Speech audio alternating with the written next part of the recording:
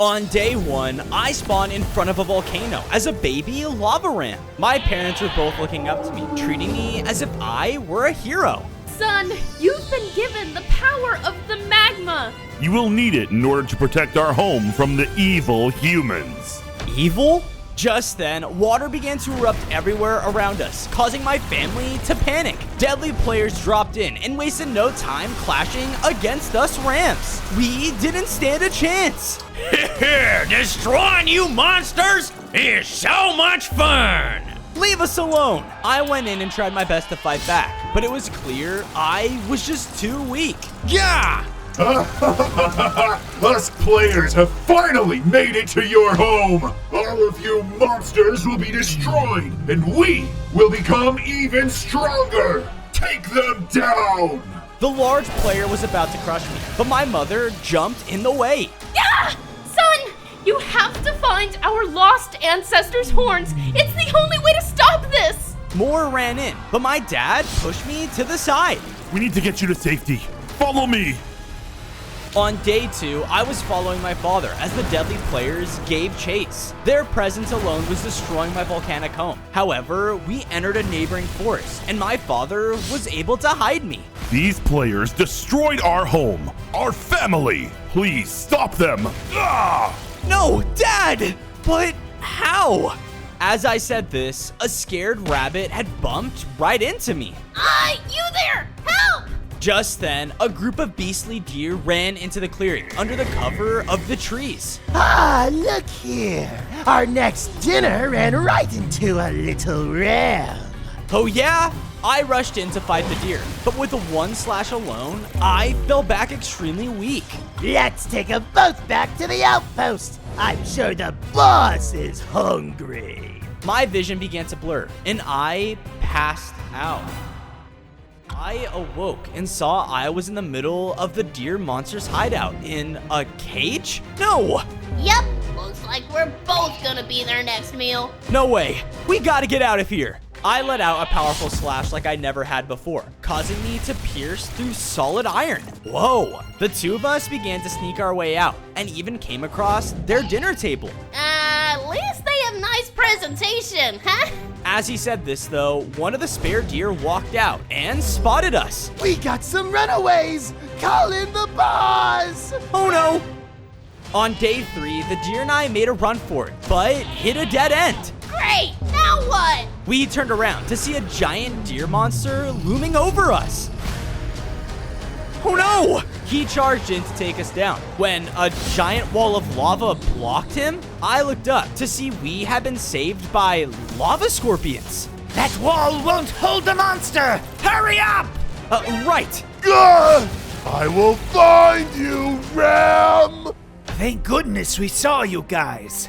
I wasn't aware our volcanic home had chosen its monster savior. All I want to do is protect my home, and I want to stop those players to save my parents. The lava scorpion quickly led us in a volcanic home path, where I came across tons of other scorpions dancing in celebration. And far away from me was a strange lava horn, my ancestor's horn. Welcome to the trial. If you wish to stop those players, then you must prove you have what it takes. Do that, and we will unite with you. Okay, should be easy. Suddenly, the ground started to shake, and the entire floor in front of us had transformed into a very deadly obstacle course. If I fell, I knew I'd be done for. Very well, savior. Begin! On day 4, I immediately began the trial. Each jump felt like it was my last, as the deadly spikes waiting for me seemed scarier than ever. Whoa, gotta be careful. Thankfully though, since I was a ram, I was able to jump long distances, allowing me to get through some shortcuts. All right, boys, now! All the fire scorpions then began to shoot fire out of their stingers right at me. Oh, take this, loser! Yeah, hey! I pushed past them, and with one final jump, I had finished the trial. Yes, I did it! With that, I went up and touched the lava horn, and as I did, the lava powers within me amplified as I grew into a stronger lava ram. I gained 5 more hearts and was now a full-sized ram. Awesome! Us fire scorpions are with you to the end! We were making our way back to somewhere safe when suddenly the beastly deer from before had ambushed us. You think we would let my food escape us? This isn't good. On day 5, the deer rushed in and tried to slash us down. Stay back!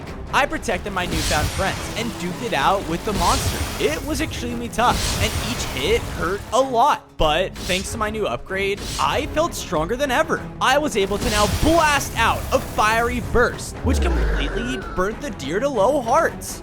Ah! Light my weakness! You will pay for this! Just like that, the monster ran away in fear. Haha, that's right! Your new strength proves you have what it takes to stop those players. But in order to do so, you must find the remaining 6 ancestral lava horns and obtain their lava power. It is the only way. Alright, then that's what I'm gonna do. As I said this, I heard, "Hot! It burns! Ouchie!" What the? My rabbit friend and I quickly followed the noise, only to find a forest village was under attack. Fire was being blasted all throughout, and it was caused by cultists. What? These cultists are so creepy and mean! Why? Everything must be destroyed! Hey, I ran in to defend the villagers and slashed at one of them, but it didn't hurt him at all? Oh no. All of them turned towards me and began to shoot me with their attacks. Yeah! The magic book is amazing! Let's teach this punk a lesson! They were about to take me down, but just then, the ground gave out beneath me. On day 6, I fell deep below and fell in a pool of water. That was close. Great! You're not a cultist! Wait, are you their leader? Don't hurt me. I'm not gonna hurt you. I chased after the cultist leader until arriving at a destroyed shrine. Everything was on fire. I'm guessing those cultists did this. Yep, we love magic. And they accidentally unleashed a bloodthirsty spell on themselves with my magic book. Now they can't think for themselves. Sorry to hear that, but I have to find my next lava power. I began to leave, but he stopped me. Whoa there. We know where the next lava horn is. It belongs to us. It does? Can you show me? The cultist leader had an idea and signaled me to follow him. I did until the two of us reached a campfire site. What the? What are we doing here? I will grant you the next lava power, but only if you help me. In this site, there is a crazy strong item that can free those cultists. You help us get it and break their spell, then the lava horn is yours. Okay, deal. With that, I began navigating the large campfire site, but there were a couple of players throughout. We're only getting stronger by the day. I gotta be careful. It wasn't long until I saw a Dino Kid was holding an enchanted mace. That has to be the item. I love my new toy so much. Sorry, but I need to borrow this. Ah! A monster ram! Because of this, the two players spotted me, and they all pulled their weapons out. Oh no. On day 7, all the players rushed in with their weapons. Kill it! One ran forward and was about to slash me with his sword. When he was burnt down, I looked over, only to see the cultists had found the campfire site. What the? The remaining player ran frantically away as the cultists pushed forward, destroying the entire site. One turned its attention and shot at me as well. Yeah! Ah, it's the ram again! You won't escape us this time! Oh yeah, take this! I rushed in towards it and used the enchanted mace. As I hit the cultist, he had turned back to normal. All the other cultists took notice and tried to escape. But with hit after hit, they were all normal as well. Whoa, this mace is sick. Ah, that spell sucked. We are free! Whoa, you actually did it! And our magic book is okay! Oh, thank goodness. You really are strong, aren't you? Come on. On day 8, I followed the cultist leader until he brought me to a waterfall. There in the center of the lake was the next lava power. Sweet. I ran towards the horn, but as I did, the entire ground began to shake. I had set off a trap. Large meteors began to fall from the sky all around, and as one hit me, I was knocked back. Yeah! It's part of this horn's trial. You must make it past. I listened to the cult leader and began to use my dexterity to push through and navigate past the falling rocks. Each one that landed shot out a deadly blast. However, thanks to my new strength, I was able to make it to the horn. As I did, I absorbed its power and began to upgrade again. I gained an additional 5 hearts and had the power of another monstrous ram flowing through me, allowing me to blast out lava beams. Sweet. The cultist leader was happy, and we both went back to their shrine to celebrate. But as we did, we had the horrible realization that it was being taken over by the players. No! The players rampaged throughout and killed any cultists they could find. Kill any of these monsters you can find. We will surpass all of them. Monsters? We aren't monsters. Come on, we gotta get out of here. On days 9 to 10, the cultists and I ran far away until running back into my rabbit friend. There you are! Follow me, I gotta show you something! I followed the rabbit until we entered a secret opening. There in it were the fire scorpions, and I even was made a home as well. I just thought, if you wanted to stop those players, it's best we have a safe place to call home. Agreed. With that, I went over and helped the cultist leader make a nice shrine for him to stay in. Here you go. Thank you. Those players will pay for what they've done. They will. Suddenly, I started to hear a strange noise coming from outside the base. What is that? I ran towards the noise, into an empty clearing. I know you're here. Show yourselves. But as I said this, a large figure slammed into me. Yeah! We got him, boys! Its very impact caused me to pass out. I awoke with a noise of cheering around me. Tear him into little pieces! Show him what it means to mess with the frog boss! What? I looked up and noticed I was in the center of a large swamp stadium, and up above me was the frog boss next to a lava horn. Welcome, my people, to the execution of the Lava Ram! Wait, what did I do?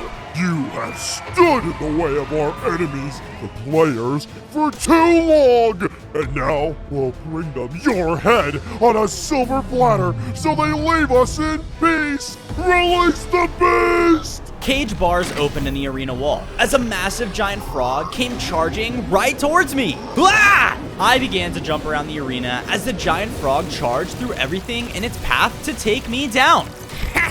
Run, little ram, run! What a show! I looked up and saw that the frog boss was becoming weaker by the second. What the? But because of my hesitation, the giant frog rammed into me, launching me up and out of the arena. No, stay away from him! He's sick! The frog came in to defend their leader, but I let out a burst of lava that stopped them in their tracks. Stop! What's going on here? The players attacked us! My days are numbered. I thought if we turned you in, us frogs would be safe. The players are evil. Well, maybe if I can find a way to cure you, will you fight for me instead? There's maybe one thing you can do. On days 13 to 14, one of the frogs let me out of the arena back into my volcanic home. The king needs to rest, but if you really think you can save him, I've heard of a rumor about a special berry with the power to heal anything. Grab it, and our people will fight for your cause. Sweet. Where should I look? With that, the frog threw me over a map, and I followed it as I journeyed deeper within my volcanic home to the entrance of an overgrown tunnel. Seems like the place. As I went down, I saw a beautiful lush cave full of frost wolves, and on the far side was a special glowing fruit. Whoa, that's what I need for the king frog. I began to run into the cave, but the second I stepped foot inside, the frost wolves took notice. Trespasser! Wait! But the wolves didn't listen and began to rush in and bite frosty attacks at me. Yeah! I had no choice but to run to try and get the fruit before they could take me down. Here goes nothing! I began to quickly leap between platforms in the cave to get to the fruit, dodging the wolves the best I could. Whoa! Whoa! Stop him! The wolves continued to barrage me with their attacks from afar, nearly knocking me off. Ah! No! I need that fruit! I thankfully made it to the other side, safely out of the range of the frost wolves. But just then, landing on the platforms with me was their pack leader? Die, trespasser! On days 15 to 16, the large wolf began to slam down on the ground, trying to crush me. I ran around as more and more of the smaller wolves started to appear. All right, enough! I launched out my lava fire, melting away at one of them. Ah! You're weak to heat. Duh. Well, take this. I began to blast out at the wolves with everything I had, burning them until the largest one was left. It angrily slammed down though, hitting me back and putting me at low hearts. Ah! No. Please, I need that fruit to save my friend. Suddenly, my words seemed to make the wolf hesitate. You will use it to save? Yeah, my friend is dying because of the harsh players. This is the only way I can save him. The wolf oddly seemed to understand and walked away, allowing me to take the fruit. Thank you. You won't regret this. I quickly made my way back to the arena. On days 17 to 18, I ran into the arena to see that all the frogs were cowering away, with the frog boss on the edge of death. I ran up and gave the frog boss the healing fruit, and as he ate it, he was cured. My goodness, Fozo! You did it! I can clearly see what the players are doing to all of our homes. Please attune to the horde! With that, I went up to the horn, and as I touched it, I began to upgrade. I gained 5 more hearts, and can now use my lava power to mold the earth at will. Awesome! Sir, we aren't safe here anymore. What are we gonna do? Well, if you plan to stop those players, we will join you! Follow me! On days 19 to 21, I returned to the base with the frog boss and his people. I made sure to build them up a nice swamp home. You guys will all be safe here. I promise. Thank you, Fozo! After that, I decided to search outside of the base of my home for some food when I came across a dried up riverbed. Huh? What happened here? Help! Who's that? I ran up to the voice and saw a poor lava piranha was stuck out on dry land where the river was blocked by fallen debris. Hold on. I used my new lava power to destroy the debris so the lava river could flow again.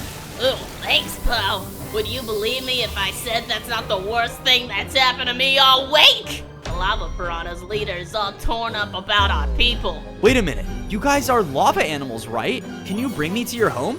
Sure thing. You, ready for a swim?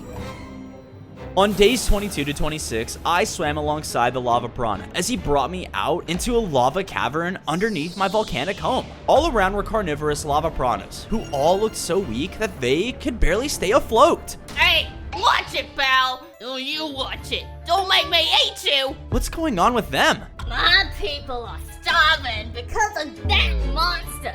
I looked over as the large lava piranha leader swam over, and behind him, I saw a lava horn. What? How is that? You can have that horn by taking down the monster that did this.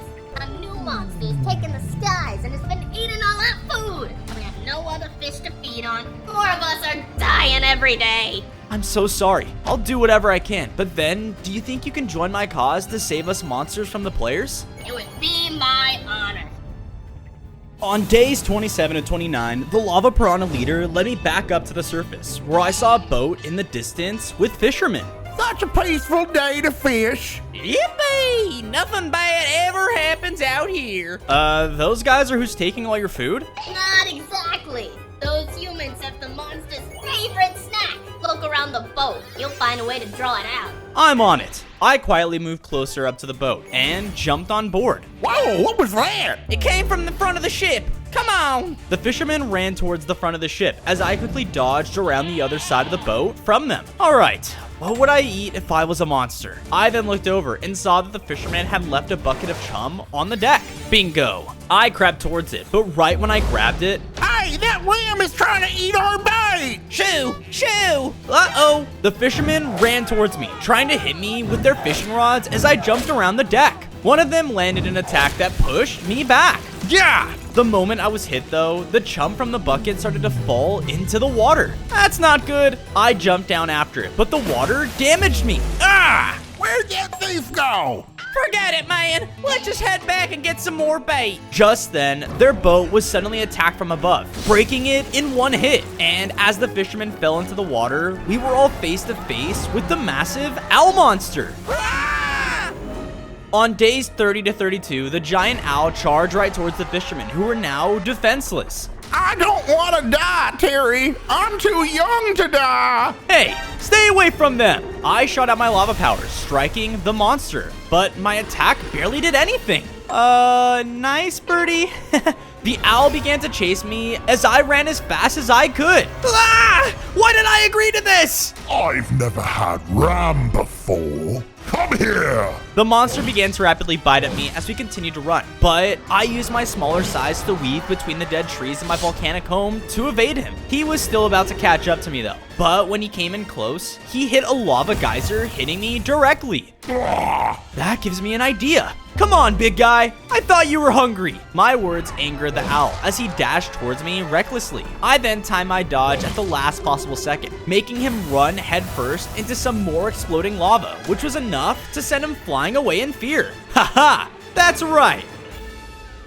On days 33 to 35, I went back to the lava piranha's home and even brought the food the owl had stolen. Here you go. The owl left and shouldn't be causing you any more problems. Whoa, dinner is served, boys. In a flash, all the lava piranhas swam in and devoured their food, leaving only bones. What the?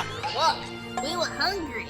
Thank you, Lava Ram. You're more than welcome to take the lava horn for your cause. I happily went over and touched the lava horn, causing me to upgrade. I gained 5 more hearts, and now had the ability to call down lava strikes whenever I pleased. Yes! But before I could celebrate, something exploded nearby, and as we looked up to the surface, there were players raiding the entire area. Kill them all, men! I won't let any lava beast stand in my way! The players were about to unleash more attacks in the lava, which would easily take out the lava piranhas. No! In my rage, I summoned my lava strike down, which destroyed one of the players, clearing a path for us to escape. Everyone, this way! On days 36 to 39, I escaped safely back to my base with the lava piranhas in tow. I quickly made them a nice lava home in the base. I'm sorry about your home. Don't worry, Fozo. We'll make those players pay. As I finished, I heard a loud explosion. Not again! I looked out and saw shards of ice crashing down into the base. Whoa, that can't be good. I decided to follow where the shards came from, and I arrived at a bamboo forest to see a village completely frozen over. What happened? A stupid elephant with a weird horn came out of nowhere, and now all the crops we have are frozen. Ow! That stupid elephant is behind all of this! An elephant did this? And did you say horn? Where can I find him? The villagers started to lead me deeper into the forest, right to the opening of a frozen cave. He's in there! If you find him, give him a piece of our mind! Right, here goes nothing. On days 40 to 44, I started to explore the deeper parts of the frozen cave. As I did, I eventually came across an enormous abandoned mine shaft, where instead of regular miners, all the workers instead were zombies. Ah! Hey, boss! There's a guy here! Hey there! You shouldn't be down here. It's dangerous. You're not gonna eat me? What? No! That'd be a safety violation for sure. The foreman began to lead me deeper into the cave and show me all the ores they had mined up. We only eat ores, but what we really like are the shiny ones. Well, good luck with that. I'm kind of in a hurry to find an elephant at the moment. The elephant? Then how about this? If you can help us find some sweet shiny ore, we'll show you the way straight to the elephant. Awesome. The foreman gave me a list of ores, and I began to go into their mines to find them. All right, redstone, diamonds, and a sapphire. That should be easy enough. I went through the mines and found the redstone and diamonds, no problem. But when I found the sapphire, it was at the other end of a huge ravine. I gotta get to that sapphire somehow. Wait, I know. I started to launch my lava powers at parts of the ravine, which made platforms for me to jump on. Thanks to the platforms, I was able to safely get right to the other side and grab the sapphire. All right. What's going on? Suddenly, a bunch of water started to pour into the ravine from the walls, causing the water at the bottom to slowly rise to the top. Oh, come on! I gotta get out of here! I started to jump across the ravine again and used my lava blast to temporarily plug the holes the water was coming from. Because of this, I was able to make it out with all the precious ore and return to the zombie foreman. Oh, these look beautiful and delicious. Well, a deal's a deal. Here you go. The foreman gave me a map of the mine, which showed the way to an ice shrine. Thanks. No, thank you. All right, boys. Dinner time! With the map in hand, I followed its directions to the top of the mountain. On days 48 to 52, I hiked up the mountain, searching for the elephant. I eventually got to the peak, where the temple was surrounded by ice golems. I need to get through them. I started to go around the temple and knocked down a huge tree from a distance with my lava blast. Once the golems saw the fire, they immediately rushed to put it out. And while they did, I snuck behind them to get to the temple. I was almost through when... Huh? Intruder! Uh-oh! The ice golem started to launch icy attacks at me to take me down. I began to try and run away as fast as I could. Come on! I just want to talk to the elephant! No! No one talks to the prisoner! Prisoner? In my confusion, the ice golem shot snow, which froze me in a block of ice. Great! Let's go get the boss. On days 53 to 56, once I had escaped the prison cell, I arrived at a hallway that led to the temple's inner sanctum, but there wasn't a single guard. Huh, interesting. I took a step into the hallway when suddenly a large frozen axe sliced down at me. Whoa! I jumped out of the way, narrowly missing the blade. Okay, gotta be careful. I began to carefully jump through the axes, making sure that I can get through the opening just in time. But as I was jumping through, I noticed the floor was completely made of ice, making it slippery. Ah! Alright, that's it. I used my lava to melt the icy floor. Haha, nice! With the hallway completed, I continued to the inner sanctum, where the elephant was put in a cage next to the other lava horn. Wait, are you a elephant? Yes, I am! And those ice golems have been trying to imprison me for who knows how long! Help, please! I'm coming!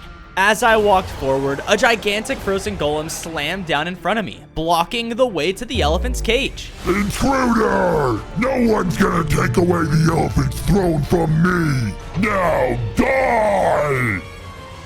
On days 57 to 59, the Giga Golem charged in and started to attack me with a barrage of icy blasts. Because of the attacks, I started to freeze up and get slower and slower. Gah! I unleashed my lava to warm up as I shot out a lava ball directly at him. The blast hit the golem head on, causing him to shrink down. Oh, no! Oh, you don't like heat, huh? Hurrah! I began to unleash lava blast after blast against the golem, shrinking him down to a very adorable size. Ah! My power! No! Alright, this is your last chance. Let my friend go. Alright, Ram. I give.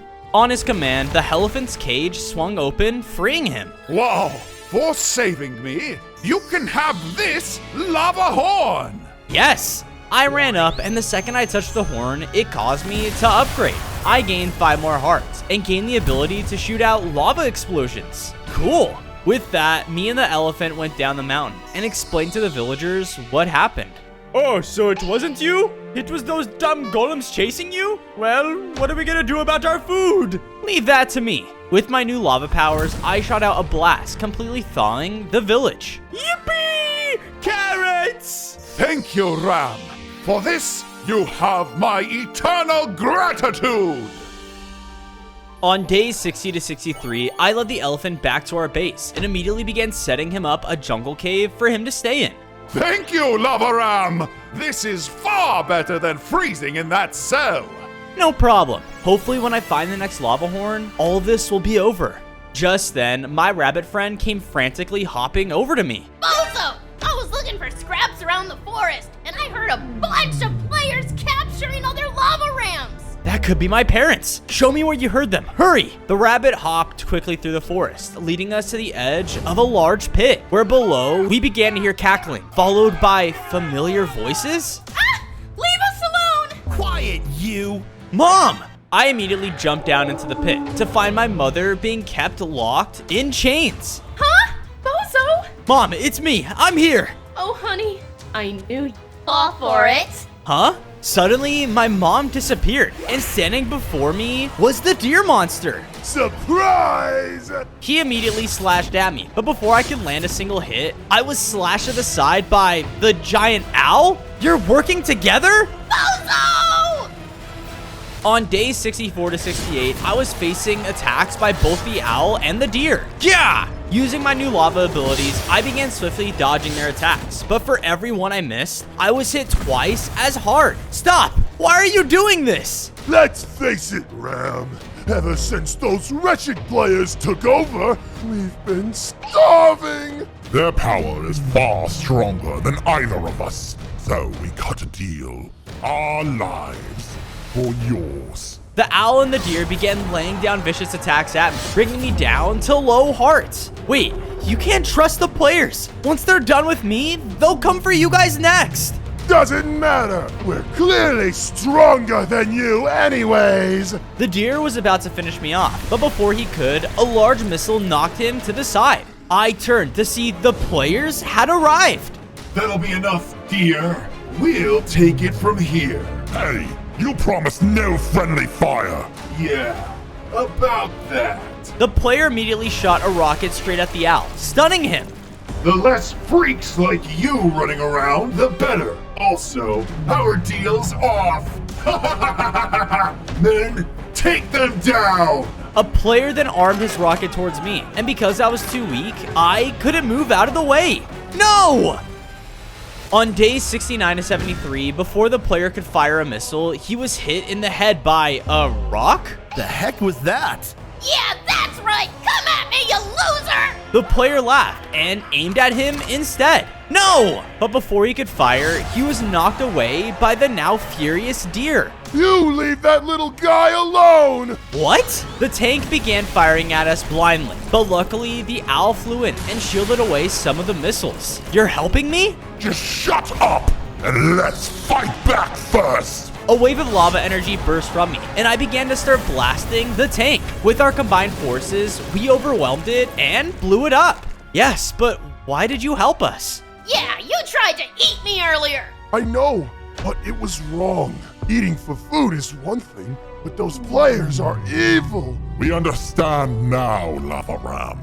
If we don't stop the players now, it's not just us who will suffer. It's everyone. Exactly, so you'll team up with us? We'll do you one better. Thanks to them, we know where the next lava horn is. Follow us. On days 74 to 77, after the rabbit agreed to head back to the base, the owl and the deer led me to a large gateway on the side of the mountain, guarded by a player with a massive gun. The shard is in there. The players have been trying to drill into this temple for days. We're gonna need to get past them.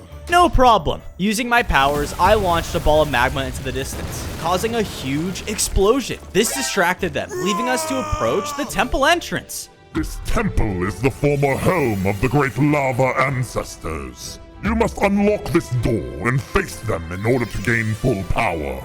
Okay, how do I open it? Touch it, you idiot! I did what he said, and when I made contact, both the deer and my horns started glowing. Whoa, what's happening? The door opened up, revealing a portal, and before I knew it, I was sucked in. When I opened my eyes, I looked around and found myself in the center of a great lava throne room. And standing before me was a lava spirit. Lava Ram, I knew you would come. Whoa, who are you? I am the provider of all that is magma, an element that only one who's truly worthy can yield. I sense a great darkness surrounding every inch of the forest. Are you here to be its rightful savior? Yes, I'll do whatever it takes. The players need to be destroyed. Very well, but how do I know if your intentions are pure? Suddenly, the spirit teleported us to a large, narrow cave. You must first make it to the end. Only then may you confront your true test. You want me to run through a cave to prove myself? All right. I began to make my way through, but as I did, the ground began to shake as the entire place suddenly started to move. What the? Good luck, Lava Ram. Let's see if you have what it takes. On days 78 to 80, I tried to make my way down the magic cave, but with how warped everything was getting, I started to get dizzy. Oh man, I don't feel so good. I kept pressing on, but as I did, ghostly orbs began firing out of the walls, hitting me. Yeah! Oh, come on, Ram. You're gonna save the forest just lying there? The cave was finally starting to get to me, and with another blast of the beams, I was beginning to lose consciousness until... Sweetie, don't stop. She's right, son. Don't give up. The forest depends on it. We know you can do this. Mom? Dad? Wait, they're right. I can't die here. I can do this! With the one powerful burst of my lava energy, I thrusted my way towards the portal, leaving the cave. Yes, I did it! I found myself back in the throne room, and before me was the lava spirit, looking impressed. Well done. For a moment, I thought you were done for. Not a chance. Now that I'm finished, I'll be taking that horn. Just a moment, Ram. Like I said, that was the first part. Now for your true test. Suddenly, they shot out a ball of magma straight in front of me, and standing there now was a menacing, larger version of me. If you seek to overcome true evil, you must first learn to overcome yourself. On days 81 to 85, my evil self began charging in at me and struck me in the face with a powerful slash. Stop! What are you doing? You're this world's last hope? You're nothing compared to me. I attempted to fight back, but with every lava ability I tried, he would use the same back at me. He was incredibly powerful, and despite all my efforts, his attacks brought me down to low hearts. Come on, why are you holding back? All this power burning from the tip of your hooves, and you waste it on inferior creatures. You could have ruled this world and the players, but now you'll be gone, just like your parents. No, that's enough! With my rage, I sent out a ball of magma straight towards him, knocking him away. Gah, what? Too many people have been hurt being conquered by creatures like you. As long as I'm here, I'll never use my power for that. With one final burst of lava, I eliminated the ghostly version of myself. Yes! You truly are a creature who puts those before himself, even when gifted the power of gods. You, Lava Ram, are worthy. With that, he handed me over the final lava horn. I picked it up, and with the power of the magma around me, I began my final upgrade. I gained 35 hearts, new magma abilities, and finally became the most powerful ram in the entire world. Yes, I did it! With that, I was teleported back out of the temple and found the owl and the deer. That's the last of them. Well, that's disturbing. Come on, let's get back to the base. On days 86 to 90, I made my way back towards my base with my newly unlikely allies. Just then, I heard an explosion in the distance. What was that? I split up with the deer and the owl and followed the sound to the explosion. As I approached, I came upon a destroyed patch in the forest, where there were players in the center with their leader on a huge stand. Everything is now in motion. The magma and the one wielding it won't stand a chance against us. In a few days, we'll have conquered this forest and rule over it, reforming it in our own image. After we purge this land of its resources and power, we will move to the next, until we've taken this entire world! Hey, boss, look what I found spying on us. I looked over and saw a small cage, and inside of it was my rabbit friend. Let me out, you ugly two-leggers! No! In my rage, I ran in, but was knocked back by the players. Let him go! Oh, well, if it isn't the Lava Ram, what a perfect test subject for our new weaponry. Bozo, now's not the time! You have to use your ancestral horns before it's too late! I reluctantly listened and ran away. No need to follow him. He will be back for his little friend, and he will bring everyone to us. On days 91 and 94, I rushed back to my home. Everyone, we need to hurry. Slow down, Flozo. What's wrong? They took my best friend and are ready to purge everything. I'll gather everyone. You handle those ancestral horns. Right. I made my way to the center of my base and placed all the horns I'd collected in the circle. As I did this, something began to happen. The ground began to shake violently, and suddenly I was transported into a vision as the spirits of my ram ancestors appeared around me. Chosen one, you have united all of our ancestral horns, summoning us here to you. already been granted the power of the magma. But we will bestow upon you our blessing to enhance your power so you can defend our home. The ram spirit shot out a beam towards me, causing me to grow in size once again. I felt their power and strength coursing through me and became even stronger than before. Wait a minute. Mom? Dad? We are so proud of you, son. We have always believed in you. Only you can save our home. I miss you guys so much. We're always with you. Don't focus on us. Focus on protecting and saving the new family you've created. With that, the vision began to fade, and I was left with all the confidence I needed to take down the players. Let's do this. On days 91 and 94, I approached the player army with all the friends I made along the way. I knew you'd show up. Looking for him? I looked over to see my rabbit friend hanging in a cage over a pool of lava. No! Surrender now, or the very thing that gives you your power will kill your friend. That's what you think. Just then, the owl dropped down and broke the cage, freeing him. Ah! Don't eat me! Don't worry, small friend. We're on the same side for now. The infuriated leader commanded his army to attack. We tried to give you the chance to surrender, but so be it. Men, kill them all! Bring me their pelts! I wasted no time in meeting the army head-on, using my lava powers to take down player after player. They were strong, but the blessing of my ancestors made their fire-resistant weapons useless against me. Whoa! My friends charged in too and worked together to take out the player army. Take that, you slimy two-legged block man! I'm not slimy, you are! Ah! We were winning until I looked over, and when I looked over, I saw the leader retreating. Not so fast. Go get him, bozo! We'll make quick work of his army! On it! On day 100, I followed their leader into my volcanic wasteland. I chased after him, but eventually lost sight. No, where could he have gone? Suddenly, I was blasted to the side by an explosion. Ah! I looked up, and there in front of me was the leader player. Listen, it's over. Surrender. No, I will never give up. This entire land and world belongs to me, not some dumb little lamb who thinks he's hot stuff.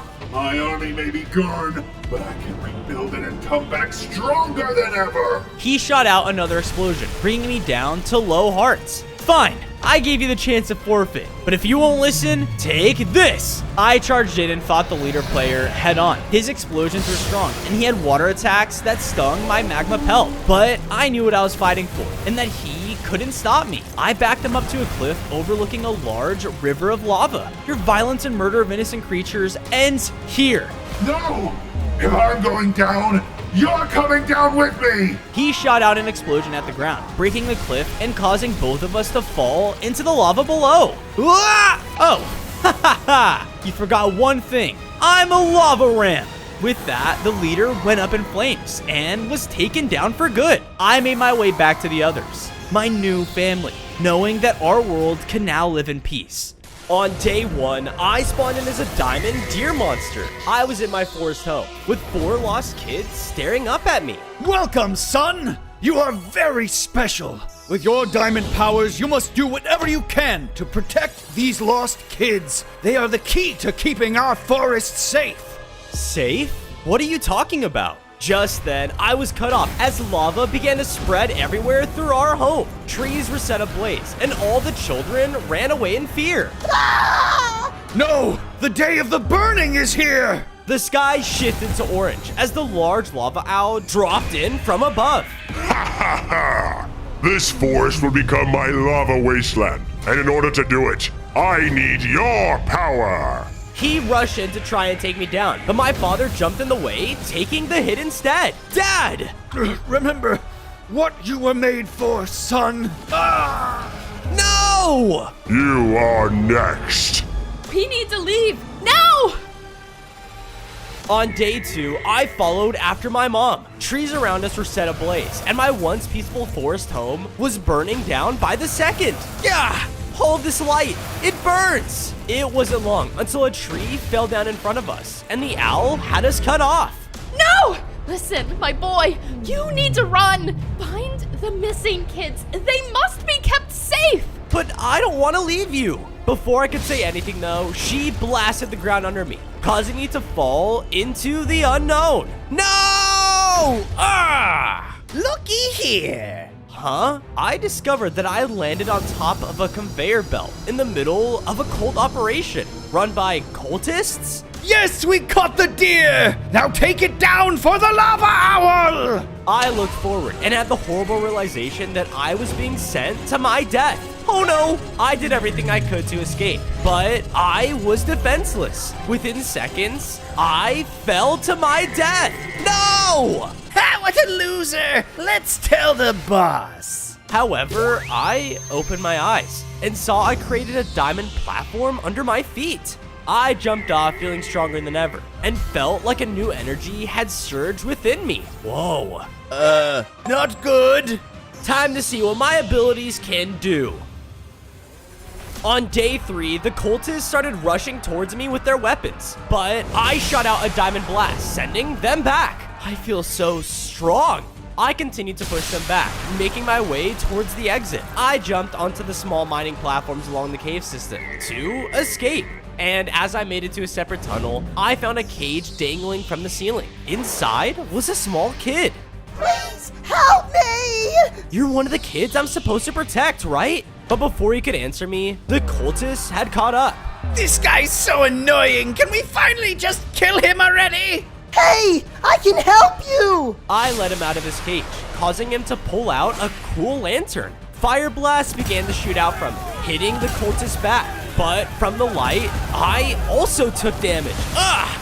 Light damages me? What? This kid is crazy! I looked over and saw one of the cultists had dropped a strange diamond artifact. What's this?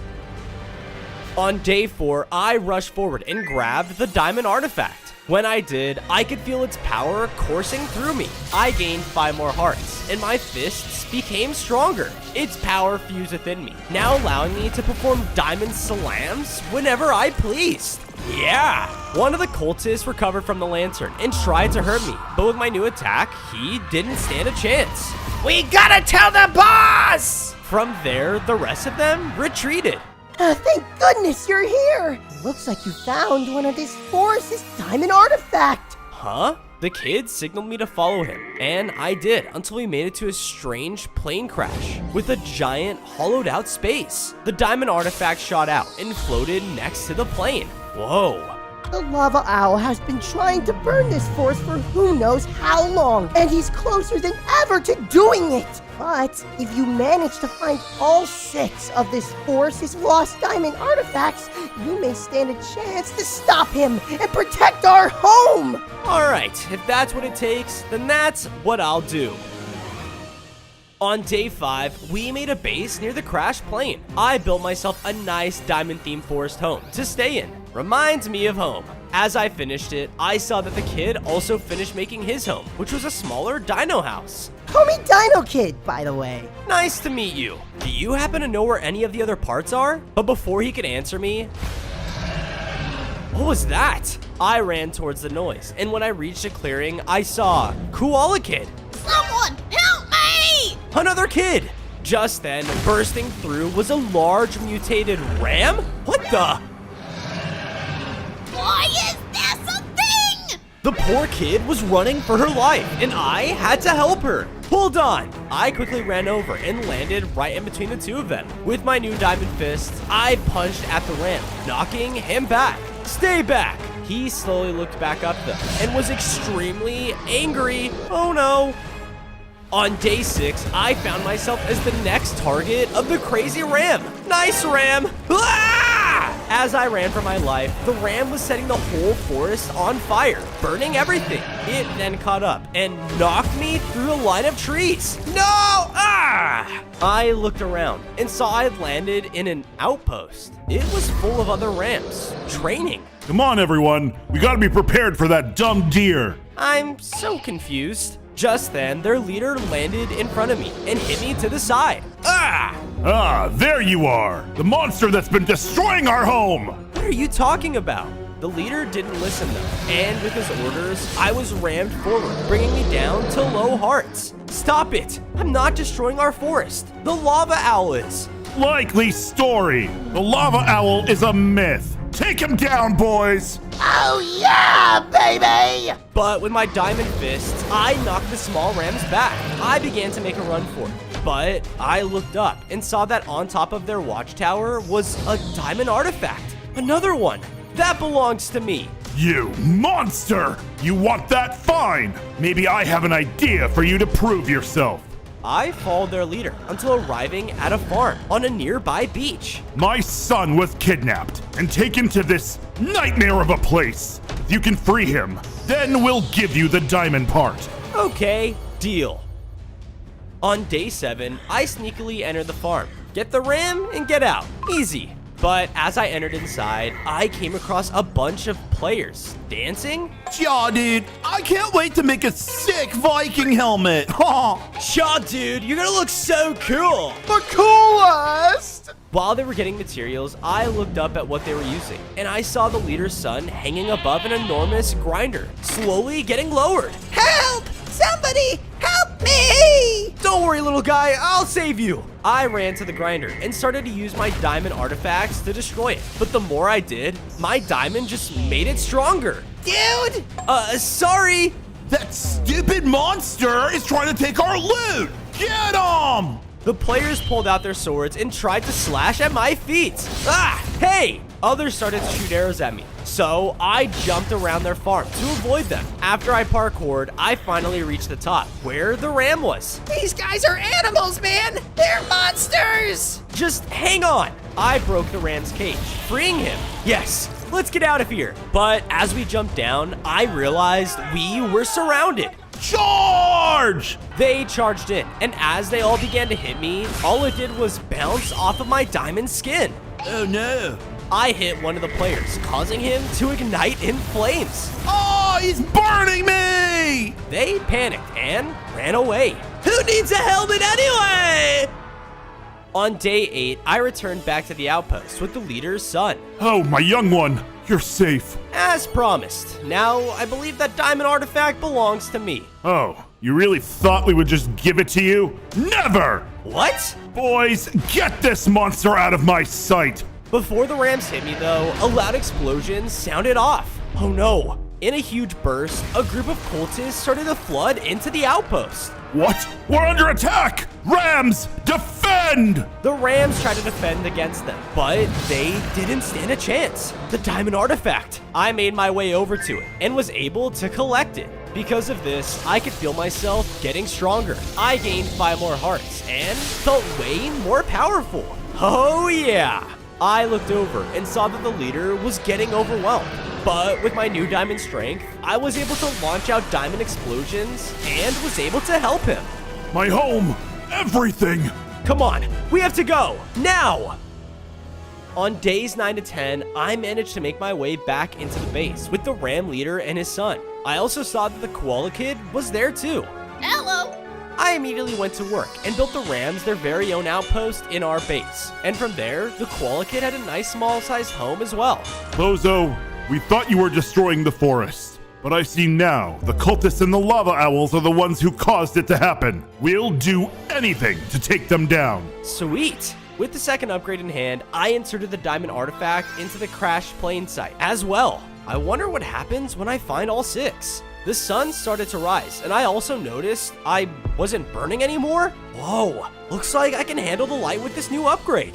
Hey there, I forgot to mention, I know where another diamond artifact is. Really? Can you take me there? The kid nodded and signaled me to follow her. When we arrived, I saw this section of the forest had become abandoned and was very overgrown. It's around here somewhere. Wait, over there! We made it to one of the bushes, but there was nothing inside except a note. Oh no, the part isn't here anymore. I picked up the note and it read, "This diamond artifact now belongs to us. Do not follow." Huh? I looked down on the floor and saw a pathway. Whoever took the next part went this way. I better follow it. I did, until it suddenly just ended? Now what? These things are sick! Huh? I looked up into the sky and saw a diamond bird. He flew up high towards a tall tree and landed in his massive nest. That bird has to have the artifact. On days 11 to 12, I began clearing out the nearby tree, and with enough blocks, I started to tower up to the nest. Come on, just a little closer. But suddenly, one of the birds at the top spotted me. Good heavens! Something's trying to reach our home! Shoo them off! Wait! But the diamond bird saw this and blasted me off with his diamond powers. Ah! Ha ha ha ha! Loser! Great! How am I supposed to reach the top? As I looked around, I heard a shriek nearby. I rushed to the location and found an injured frog. Oh, no, don't look at me, I'm hideous! What? Can you help me? I need to get to that bird nest over there. Dude, can't you see I'm in pain? Those idiots injured my leg! And the worst part is, they make fun of me every day! Do you know how badly I want to take them down? Okay? Look, if you can heal my leg for me, then I can hop you up there! Alright, let's find a way to fix you up. On days 13 to 14, after getting the frog's instructions, I found a mystical, lush cave. The frog says I need to find a healing fly? Intruder! Don't you dare take our food! Huh. I heard a bunch of voices from the dark around me. Who's there? Show yourselves! Out of the darkness, I saw tons of eyes light up. It was a bunch of cute spiders. Aw, ouch! Forget the flies and no one gets hurt! I just want one! Teach this punk a lesson! The cute spiders all rushed in towards me, and with their webbing, they were able to trap me. Gah! Let me out! The spiders didn't listen though, and all started to bite around me. He's diamond! How are we supposed to bite this? I don't know, man. Try! But with my diamond abilities, I was able to break out. I looked around the cave and saw there were only a few trapped flies left. Please, they're all we have left. Usually we wouldn't mind, but our main tunnel caved in. We can't trap any anymore. This is our only food source. It caved in?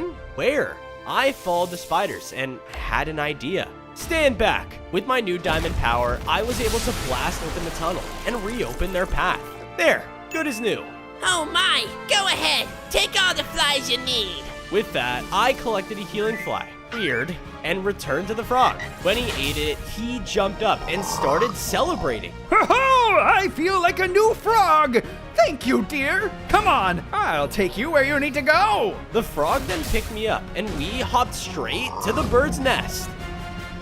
On days 15 to 16, the birds noticed us again. What? They're hopping? Take them down! The diamond bird panicked and tried to shoot more blasts towards us. Watch out! Hold on! With the frog's new strength, we managed to dodge each attack with ease. Whoa, sick! What the heck? Impossible! All the birds began panicking as the frog lunged towards them. Eat my revenge, you stupid birds! The frog began to attack the birds recklessly. I'm sorry, I was only joking! I went off and explored the nest. After looking around, I was able to find the diamond bird. Get lost! No, that artifact belongs to me. The bird didn't like that and rushed in to attack. Being in the air made him very strong. However, I still put up a fight against him. Okay, that's it! He dove right into me to take me down, but I dodged out of the way and slammed him into the ground. This caused him to turn back to normal, and the artifact was on the floor. But because of the slam, the entire nest shook. Dude, we gotta get out of here! On days 17 to 18, I collected the diamond artifact, causing my body to upgrade. I gained 5 more hearts, and using the diamond artifact, I was able to make giant diamond leaps where I once stood. Whoa, this is so cool. We gotta go! I looked around and saw that the birds were all panicking. No! My home! I can't just let them die. With that, I used my diamond artifact and began to hop around, using my powers to help secure the nest to the trees around it. Almost done, just one more branch. It was about to collapse, but with one more hop, I was able to fully secure the nest. Whoa! You saved our home? Why? Because I know what it's like to have my home destroyed. It's not fun. But if I don't find all the diamond artifacts, this entire forest may not exist soon.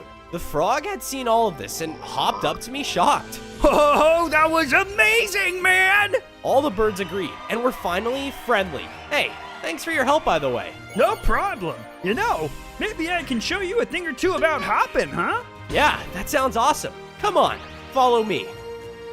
On days 19 to 21, the two of us returned to the base with the diamond artifact.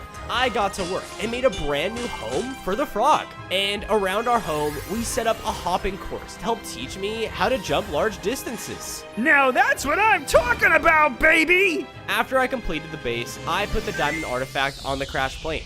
Only 3 more to go. Because of this, something began to happen, and I was pulled into a vision. I was now somewhere else, and in front of me was Mom? Son, you're okay. You are one step closer in saving our home. Where are you, Mom? I need to save you. There's no time. The lava owl is approaching. Just follow the howls. The what? As I said this, my vision ended. Whoa! I looked over and saw that the Dino Kid looked confused. In a matter of seconds, he began to dart out of the base. Hey, wait! I chased after him, but he wasn't listening. Follow. I must follow them! It wasn't long until I arrived at an extremely dead forest, with the kid nowhere to be found. What is he talking about? As I said this, I heard a loud, a howl. I need to follow it. On days 22 to 26, I followed the howls into the heart of the dead forest. But I started getting confused. The howl played off in multiple directions, and I didn't know where to go. I should just maybe take a break. I decided to sit down next to some trees, and as I did, the howl sounded off again. But this caused the trees around me to rustle, as wolves all walked out. Oh, hell, the werewolf! What? They charged in and started biting at me. Each hit was hurting me more and more, and I began to pass out. I awoke and was now in a dead forest lake. There was a large crowd of wolves gathered all around, and with them was the Dino Kid and his friend, the Kraken Kid. You're okay. How amazing. Are you all right? I turned around and saw they were all looking at the center, where a werewolf was standing. My followers brought me another person to control. Control? No way! He howled, which caused a sound wave to blast beneath me, sending me right in front of him. Yeah! There, I could see that he had another diamond artifact. You want this? Well, too bad. He began to howl, and it was beautiful. Because of this, my mind began to fade away, and in a matter of seconds, I was mind controlled. On days 27 to 29, I awoke as a baby diamond deer monster and saw I was in a trance. Oh no, I gotta find a way to break out of this. I saw ahead of me was an exit. There, I ran for it, but as I did, howls started to loudly play again, which caused the ground around me to give out and the hallway to transform into a screeching parkour. There were tree branches and fog on either side. I have to get out of this place. I jumped from platform to platform, and while it was tough, I was actually doing it. But breaking through the wall was a giant werewolf. You cannot break out of my control. I am the werewolf. With the one final blast, I was hit off the parkour and sent below into the unknown. I was now in a void, but around me was a forest. Wait, Dad! Fozo, you have to escape this! I don't know if I can. Do you know why you were created? It's because you are special, my son. You can do this. Just believe!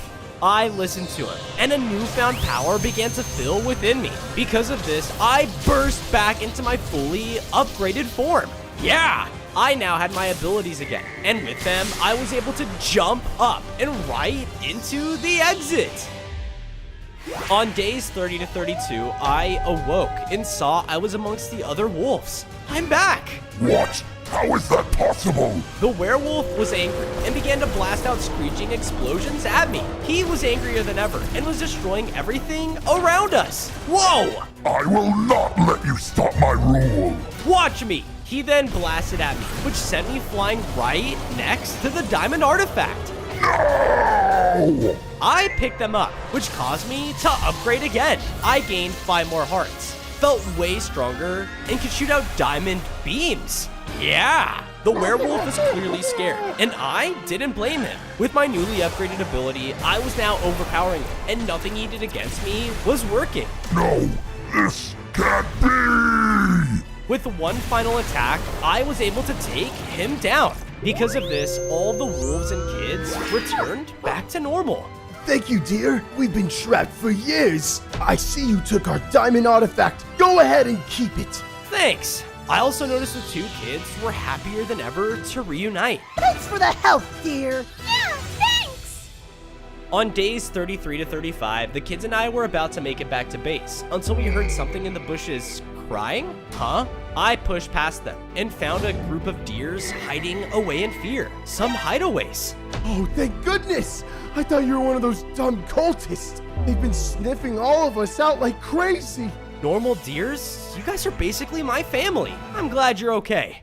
Yeah, for now. The cultist has something planned. Something none of us could run away from. Huh?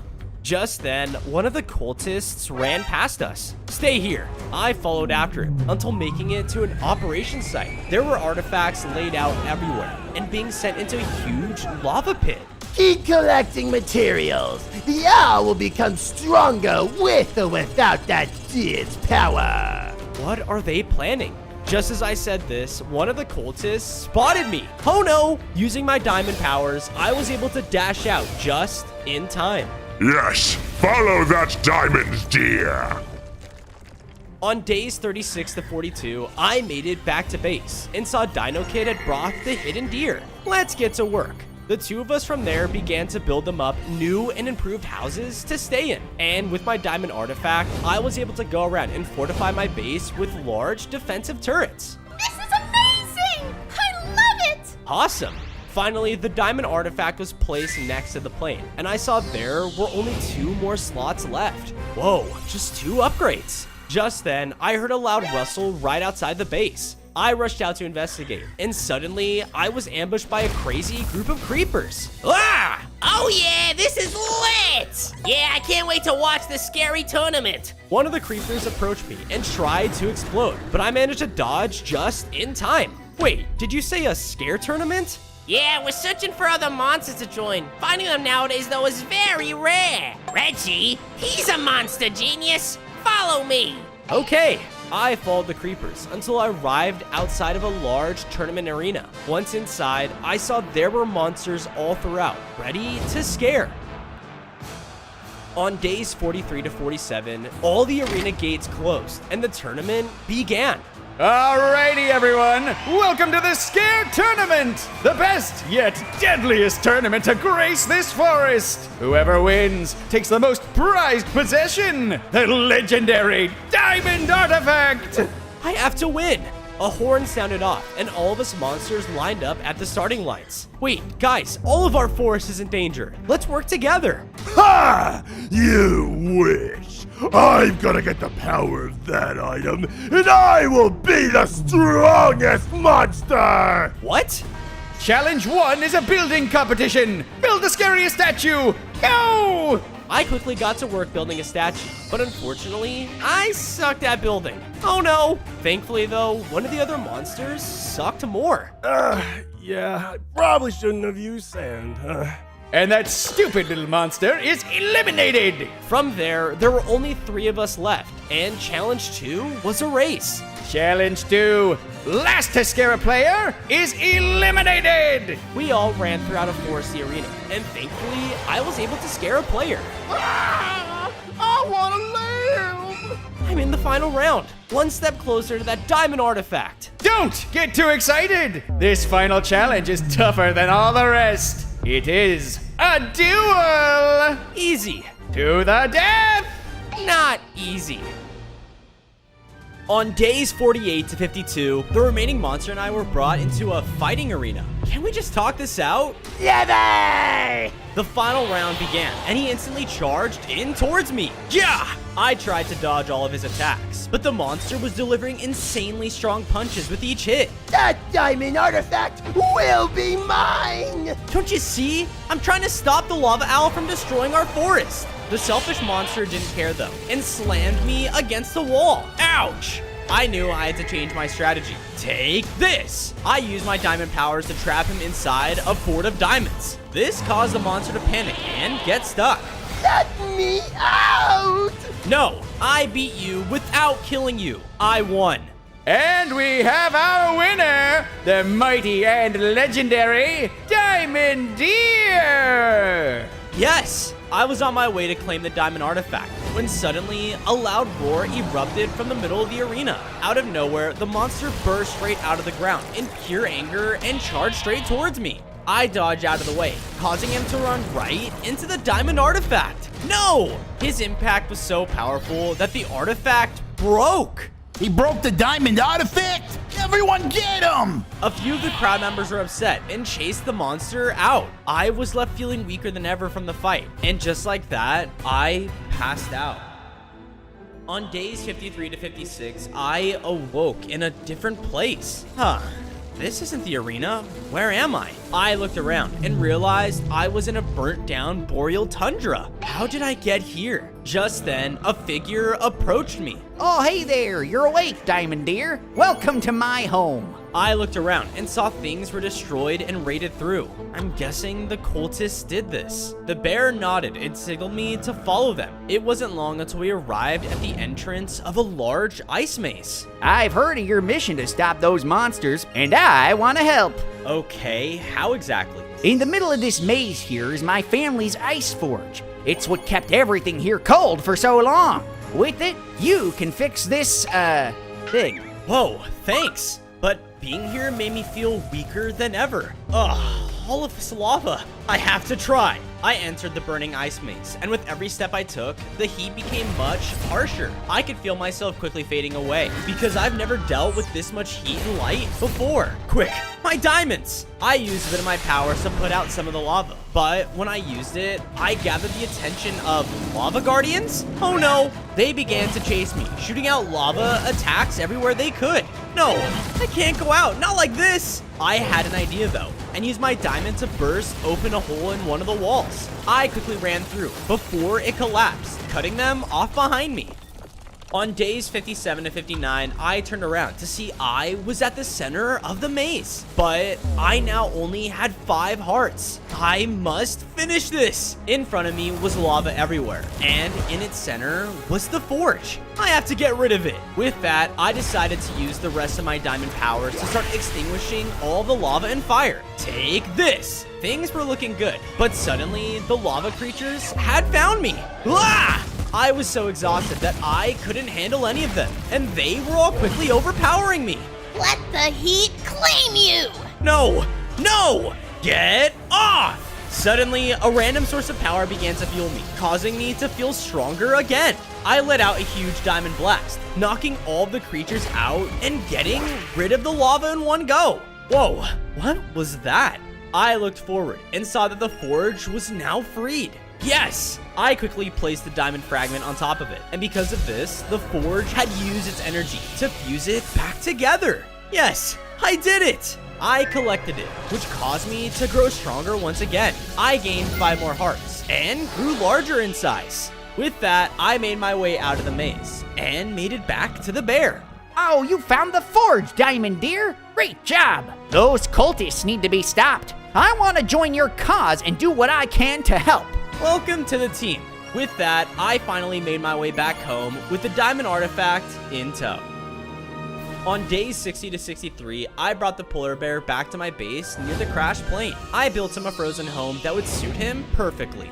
Oh, geez, you sure are a skilled builder. Let me know when it's time to take down those cultists and that pesky owl. Of course. I then went over and put down the 5th artifact. Just one more to go. I wonder what'll happen once I collect them all. Just then, one of the kids ran over to me in fear.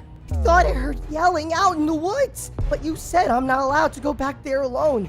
It's probably our friend. Before I could respond, we heard an earth-shaking screech. Help me! Stay here. I'll save him. I made my way through the forest, chasing after the lost kid and the phantom. Just then, I saw a phantom entering a weird blue portal. Not so fast. Without thinking, I jumped through the portal right after them. On days 64 to 68, I entered the portal and found myself in a strange new dimension. But the Phantom and Kid were nowhere in sight. There were floating islands hanging over the void, and the sky was stuck in a constant twilight. This place is weird. I better find him fast. Hey, mister, you lost? I turned and saw a little alley. What is this place? Have you seen a small kid anywhere around here? This is the dreamscape, but you shouldn't be here. If you stay too long, you'll be stuck forever. That goes for your friend, too. I saw the Phantom carry him that way. I looked over and saw a long parkour of floating items leading to a huge castle. You better hurry. You wouldn't want to be trapped here. Yeah, thanks. I began to hop between the floating islands to reach the castle. I was halfway through when suddenly some nightmarish wisps began floating towards my direction, trying to knock me off. Ah, stay back. I tried to shoot one, but my attacks did nothing. With no other choice, I sped across the parkour, dodging the wisps as best as I could. I can't get knocked off. In my panic, I blasted a diamond burst under me, sending me flying across the empty space and to the front of the castle. That was close. Before the wisps could attack me again, I made my way inside to find the last lost child. On days 69 to 73, I entered the castle and saw all around me were a colony of phantoms. There, in a cage at the back of the room, was the last lost kid. Intruder! Leave now! Not until you hand him over. Oh, him? He's our new pet now. He will be treated well. You needn't worry. Hey, I'm not a pet. Your hat says otherwise. You look like a squid. My hat is fabulous, thank you very much. Enough of this. Release him. We can't stay here too long. You're right. You can't. The phantoms suddenly lunged forward, knocking me back. I fought back with my diamond powers, but the phantoms were faster and dodged my attacks. I kept shooting diamond blasts until I realized what they were doing. They're just trying to stall me. In my anger, I charged up a powerful diamond blast, shooting diamonds everywhere and knocking back the phantoms. Darn it, Danny! He's on to us! Abort! With that, all the phantoms flew away, leaving me to free the kid from his cage. Thank goodness you're okay. Yeah, now let's get out of here. On days 74 to 77, the lost kid and I were running through the dreamscape. We had entered a scary part of the dimension with spooky dark trees and no clear paths. How do we get out of here? You didn't think you could leave, did you? We turned and saw the alley from before with the wisps. That was you? Well, of course. Nobody leaves the dreamscape. You're to stay here and play with us forever! They swooped in towards us while we made a break for it. We can't fight those things. But how do we get out of here? Suddenly, the kid stopped in his tracks. What are you doing? Did you hear that? I listened, and in the distance, we heard a faint voice. Bozo! Where are you? This way! The wisps were closing in fast while the kid and I followed the voice, leading us to another portal. Hurry! The two of us jumped through, taking us back to our dimension. Oh my gosh! You're okay! I knew you could do it! Yeah, just one more thing. No more nightmares or dreamscapes for us. Oh, you're looking for those diamond artifacts, right? I found one and hid it away. I'll take you to it as long as you're saving me. Really? Lead the way. On day 78 to 80, the kid led me to a huge bridge connecting a large cliff to a floating island. Whoa, this place is sick. I know, right? I find the best hiding spots. Nobody can beat me in hide and seek. Sure. I went across the bridge, but just then, a large troll dropped down, blocking my path. Stop right there! Across the bridge, you must answer 3 questions. Seriously? Don't worry, I got this. It's easy. What is your name? My name is Squid Kid. What is your quest? We're going to fetch that diamond fragment. What is your favorite color? Yellow. Just like that, the troll let the kid pass across the bridge. It's your turn, Fozo. See, it's easy. I walked up to the troll and awaited the same questions. What is the best Y level to mine ancient debris in the Nether? Wait, I don't know that. I've never been to the Nether. This answer angered the troll, who swung at me, knocking me back. Yeah, I guess we're doing this the hard way. On days 81 to 85, I faced off against the troll, blocking the bridge to the Sky Island. Listen, I need to get that diamond fragment to save the forest. But he didn't listen and swung at me again.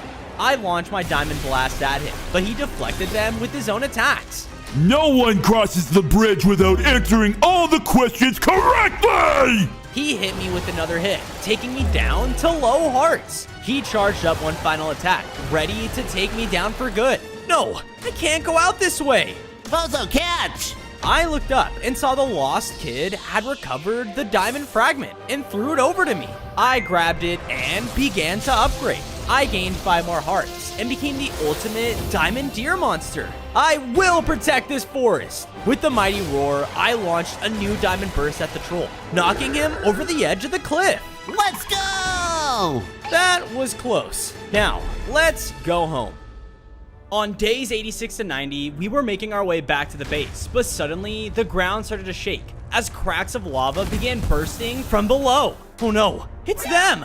I followed the cracks of lava, leading up to the decimated village. The cultists were all stationed in front of their leader. Aye, proud cultists. We have finally slaughtered enough innocent creatures in order to proceed towards the final phase of the plan. Once the Diamond Deer and his people are dead, I will use their spirits to enhance my energy, so that other universe will surrender under me. And thankfully, we now have the perfect bait to reel them in. I looked over to see a cage where they were keeping my mom. No! Enraged, I jumped out and let out a diamond blast, causing them to notice me. Ah, how predictable. Then, let us reunite with his mother. The lava owl signaled the cultists to fire their attacks, and with the new power he collected, they began to do some damage. No, they're still too powerful. Before I could go in and attack them again, the squid kid rushed in and stopped me before I could try. Bozo, you can't take them all on your own, and without you, we'll all be doomed. I'm sorry, but they have my mom. Son, don't worry about me. Get back to the others. Save us all. With that, I picked up the kid, and using my diamond abilities, I blasted us into the distance, escaping the cultists. Stand down, my followers. We'll see them again soon enough. On days 91 to 94, we hurried back to our base, only to find everyone hiding in fear. Guys, you can come out. The owl isn't here. Bozo! Thank goodness. You tried to save your mother, but the cultists were too strong. I'm so sorry. It's not your fault. It's mine. If I was powerful enough, then I could have stopped all of this. But I failed all of you. I felt defeated. And as I looked around, everyone at the base started to feel defeated too. Bozo, you've come so far. It can't be the end, right? He's right, Bozo, it isn't. What? Suddenly, diamond energy began to swirl all around me, followed by a great lightning strike, revealing a ghostly vision of my father. Dad! I'm sorry, the cultists have Mom. I couldn't save her and... Listen to me. If you quit now, then who will everyone turn to? These creatures need a hero to follow. Someone to bring them out of this nightmare. And I know that someone is you, Bozo. Don't let them do to me what they plan to do with your mother. I love you, my son. With a sudden flash, my father was gone, and I felt different. Dad, I'll make you proud. Dino Kid, get everyone together. All of the friends I made along the way gathered around me, eager to hear what I had to say. Guys, it's now or never. If we let the lava owl gain his full power, he'll spread his lava tyranny for eternity. I know we've taken some pretty big hits, losing our homes and our loved ones. But that's why we need to fight for a better world, one where our forests can be free. So who's with me? At first, everyone was silent, but they all slowly cheered. What do we have to lose? Let's take them down! Yeah, I've been waiting to smack around some cultists! We're with you, buddy! Sweet. Alright, here's the plan. On days 95 to 99, we marched through the forest as more and more lava corruption began to increase throughout. We're getting close. Everyone, wait here. Remember what I told you. I went forward alone, eventually finding the cultists all stationed in front of their leader. And besides him was my mother, who looked extremely weak. Bozo, you're here! Ah, the Diamond Deer, just as I predicted. Now, before things get a little too messy, I'm giving you and your feral friends one final out. I'll spare your mom if you surrender yourself now. Don't listen to him, sweetie. It's okay, Mom. I understand. If you want me, come and get me. The lava owl began to rush into attack, but just before he could, now! What? Just then, large explosions started sounding off as the creepers used their power to distract the cultists. What's happening? This isn't worth a mortal life. Ah! My friends began to fight back, and with all of our strength, we took them out. We're doing it, guys. Keep fighting. Is this a joke? I'll show you all how to truly fight! The owl grew furious and began to charge at me to attack until the kids appeared and began flashing ghostly powers to keep him at bay. We got him, Bozo! Go save your mom! I used my diamond abilities to rush towards the cage, and with one powerful slash, I freed my mom. Bozo! Oh, honey. Mom, go with my friends. I have something I need to take care of. As my mom went with my friends, I turned to see the lava owl staring directly at me. No, I've had it! With one violent screech, he sent out a lava power which incinerated his whole army. This is between me and you. This world will be lava, one way or another!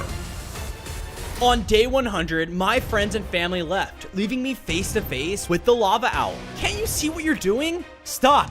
We can settle this so no one else has to die. This world is meant to die if it cannot live up to the power of my magma. You really think you can save this world, dear? Then let's finish this. The lava owl rushed in directly towards me, shooting out a barrage of fire. It burned, but using my diamond abilities, I leapt around him and slashed straight into his back. He fiercely charged in again. With his combined power, he began to lay some damage on me, bringing me down to low hearts. Gah! No! I can't die now! Now you see. Your flashy magic tricks mean nothing to me. No, he won't! Just then, I turned and saw that all the lost kids had spawned right behind me. Don't worry, Bozo! We're here to help! They began to summon energy and shot it all into me. What? No! Stop! With all of their power, I shot up and let out a powerful diamond beam right into his face. Now do you see? Everyone here is worth saving, and we're not gonna burn. You are! With one final diamond blast, I hit the lava owl head on, taking him out for good. Yes, we did it! The lava corruption all began to fade away, and my family was now able to live in peace. On day 1, I spawned in as a baby diamond meow. I was in the middle of all my fellow brainrot creatures, who were all living in complete peace and harmony. Welcome to the world, my child! It looks like you're special. Another reason to celebrate.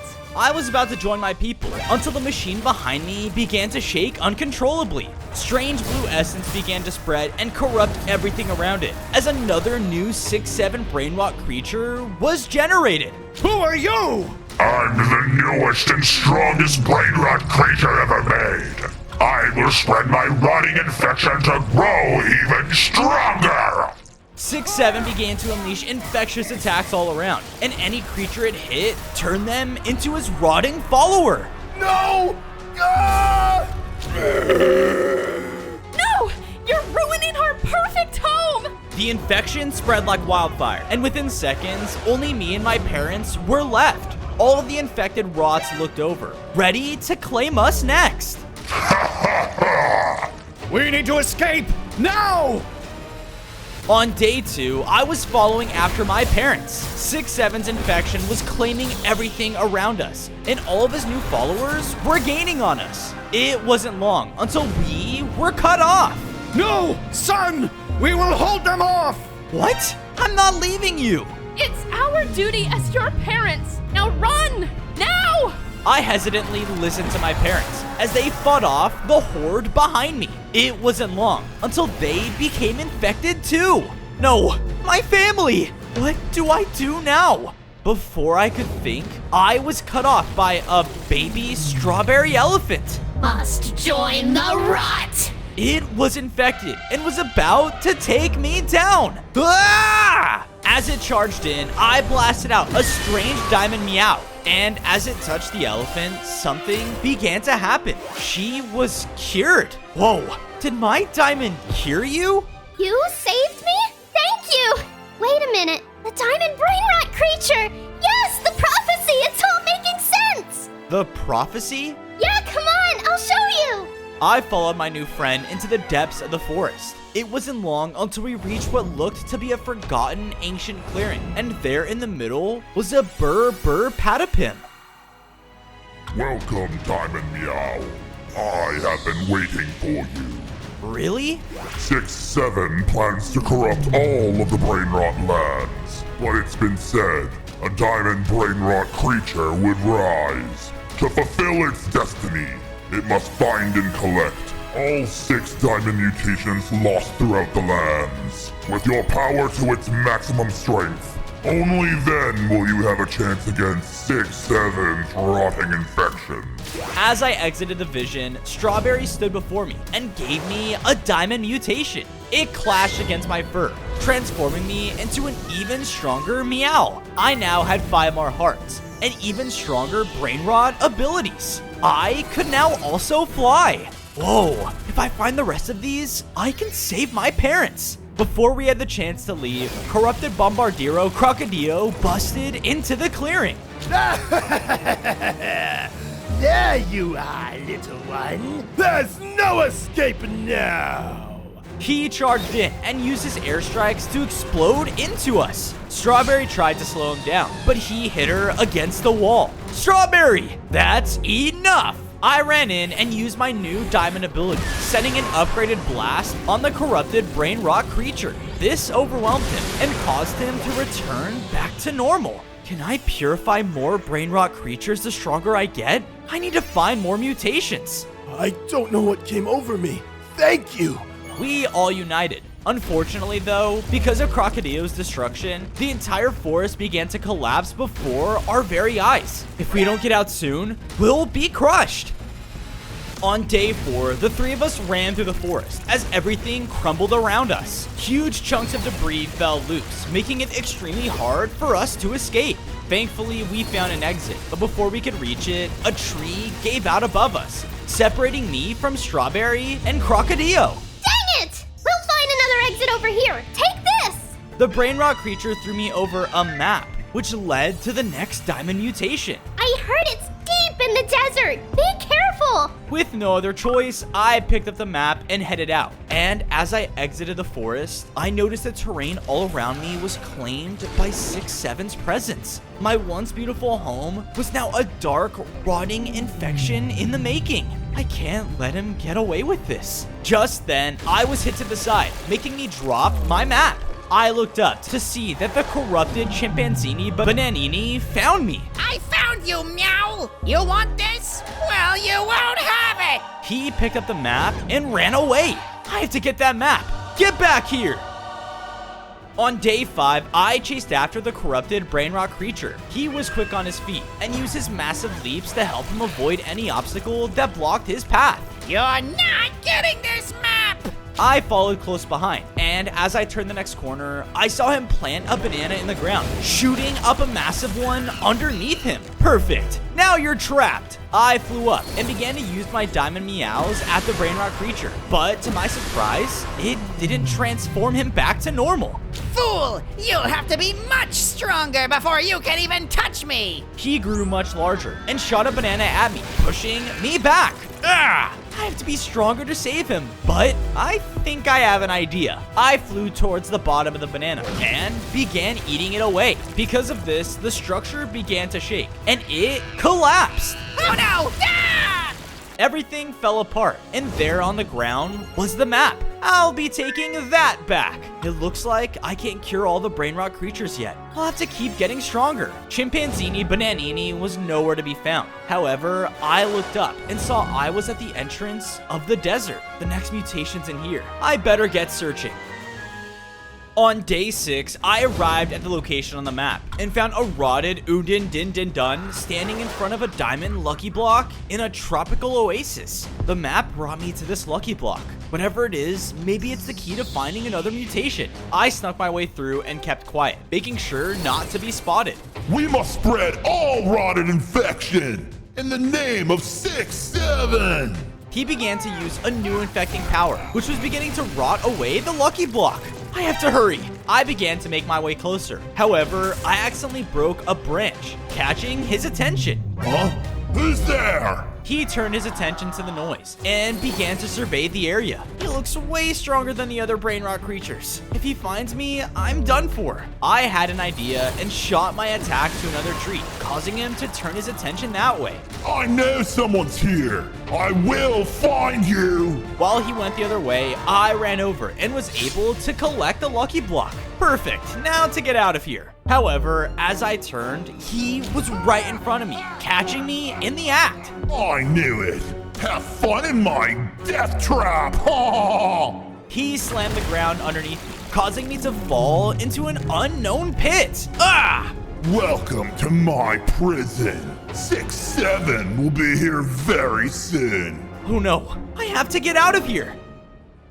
On day 7, I looked forward and saw orange-like platforms that led to an exit. But if I fell, I'd fall into molten hot orange juice? You really like oranges, don't you? Knowing I had to get out of here, I began jumping through the parkour. If I didn't time my movements correctly, I was for sure a goner. What? No, you can't escape. That's it. As I was making my way through though, he punched the ground, causing the entire area to shake. Some of the platforms even began to crumble. Hey, come on! However, as I was ready to meet death, the lucky block in my inventory began to shake. Ah! I placed it down as it sent out a powerful burst of energy throughout the room. It latched onto me and teleported the two of us out of the death trap. No! No! I mysteriously was teleported and saw the lucky block was now on a diamond shrine. Huh? I walked forward and had the feeling to break it. Once I did, the entire area began to shake. On day 8, the entire shrine shook around me, and as it did, it magically formed into another diamond mutation. Awesome! I went to collect it and saw I had upgraded once again. I gained 5 more hearts, grew larger in size, and now was a full-size Diamond Meow. Before I could celebrate for too long, however, Chimpanzini Bananini had run in and found me. You destroyed my banana! You will pay! He charged in, but I let out a new diamond ability and was finally able to purify him. I don't know what came over me. You saved me! I have. 6-7's rotting infection is growing by the second. I can feel it. You'll need all the help you can get. Well, why don't you join me? Together, we can bring peace back into our home. As we formed a team, Udin crashed the party. Oh, there you are. I told you you wouldn't get away. As he said this, 6-7 dropped in. Why fight my rot, little creatures? Join my infection. It is inevitable. He began to rain down his corrupting powers, but before it could hit me, Chimpanzini summoned a banana to cover us. We must leave now! With no other choice, the two of us escaped. On days 9 to 10, the two of us escaped from 6-7's rampage back to the forest, where Strawberry appeared in front of me. Oh, thank goodness you made it out of there! Hurry, this way! We went with Strawberry as she led us to a secluded clearing, far away from any rotting infection. Once we find more brain rots, we can send them here to stay safe! Sweet! No one could hurt us here. But as I said this, a loud explosion went off nearby. I'm okay. What was that? I went out towards the loud explosions, only to see Bombondino charging around, throwing explosions? Woo! Time to celebrate! Hey, what are you? Ah! Move it, dumb cat!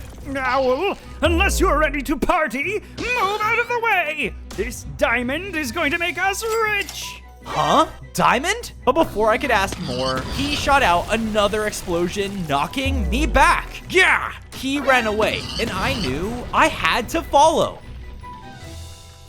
On days 11 to 12, I followed him to the center of an explosive party.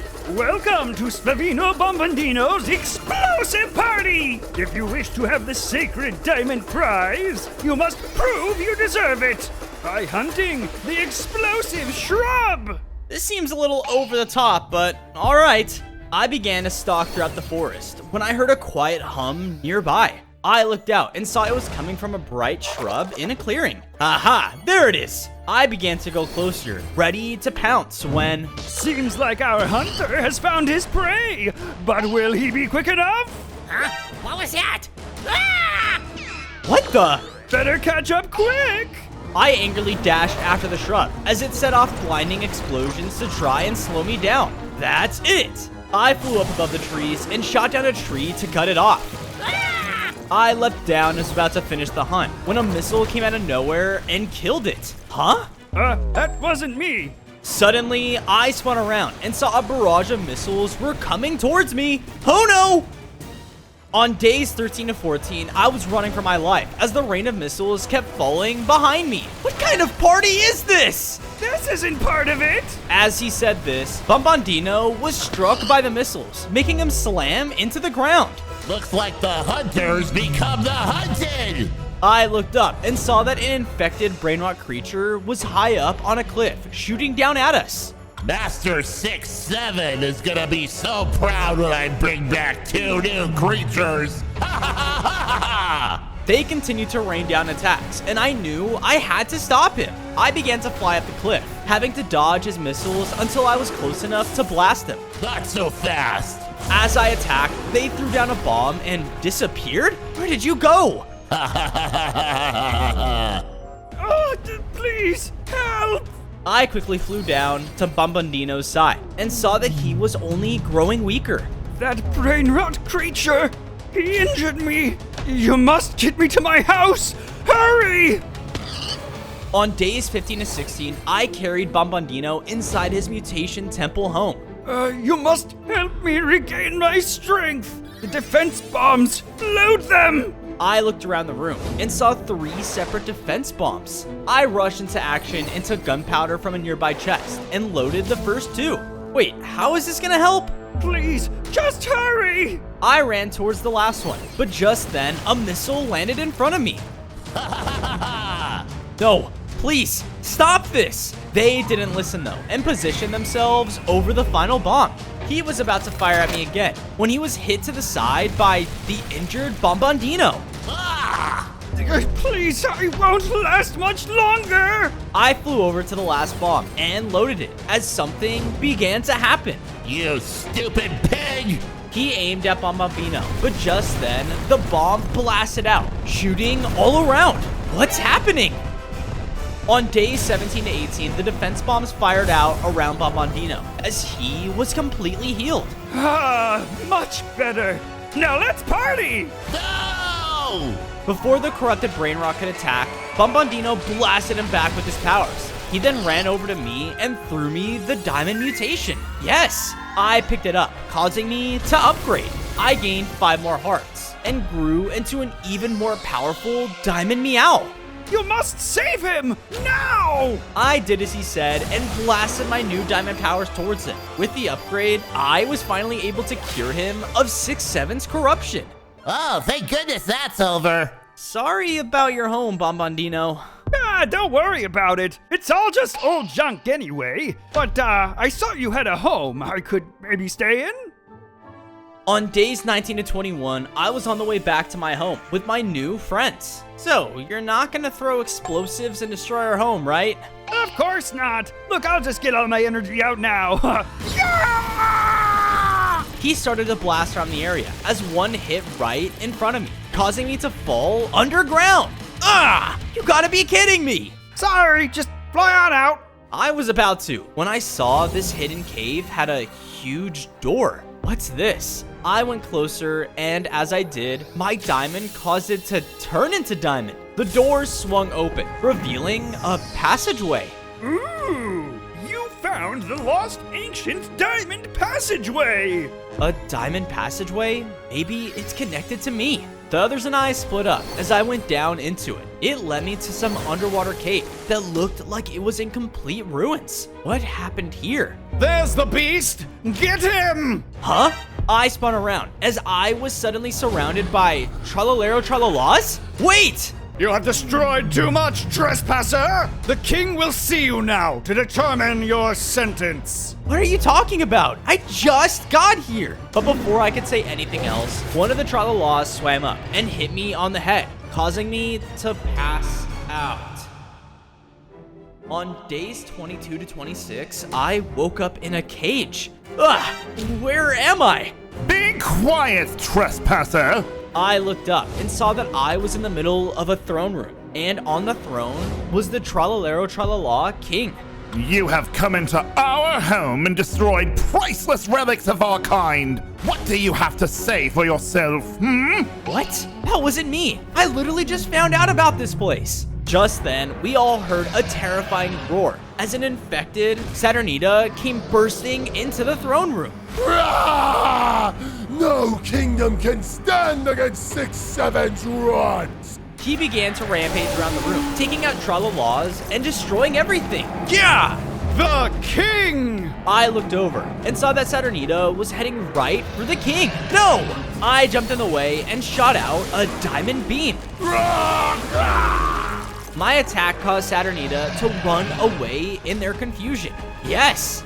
You were right. That beast is the one who's been terrorizing us. I really need to get my vision checked. You have to stop him. If I do, will you join the fight against 6-7? I'll do you one better. If you stop him, I'll give you this. Ooh, do we have a deal?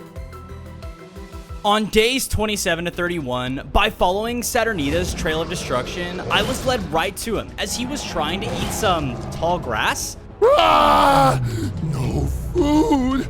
Need food! That gives me an idea. I can set a trap. I mined some iron for chains and some wood for building blocks. Alright, now what to do for the actual bait. After searching around the land, I found a huge patch of tall grass. This is perfect. I quickly hid away, but after waiting long enough, nothing. What the? Where is he? Oh, you're right behind me, aren't you? I turned around as they blasted me back with their magic. I tried to use my diamond abilities on them. However, they were ready this time and dodged them. Just then, they were slashed to the side by the Tralalero Tralalas. We thought you needed some backup. Let's stop him together! On days 32 to 35, Saturnita began to try and blast me again with their infected powers, while the Tralalas rushed in. I won't let my master down! He's not your master. He's evil. My words angered them as they began to focus their attacks on me, taking me down to low hearts. They were about to attack again to take me down. No, I'm not strong enough. But suddenly, I began to feel my body grow in strength as the King Tralala threw me over the diamond mutation. Please stop this rampage! The mutation empowered me as I upgraded. I gained 5 more hearts and a new powerful attack. Oh yeah! I blasted out diamond walls all around him, trapping him in place. No! Before he could attack again, I unleashed my upgraded diamond powers, finally transforming him back to normal. Saturnita! I'm sorry. I had no control. Don't worry about it. I'm just glad you're okay.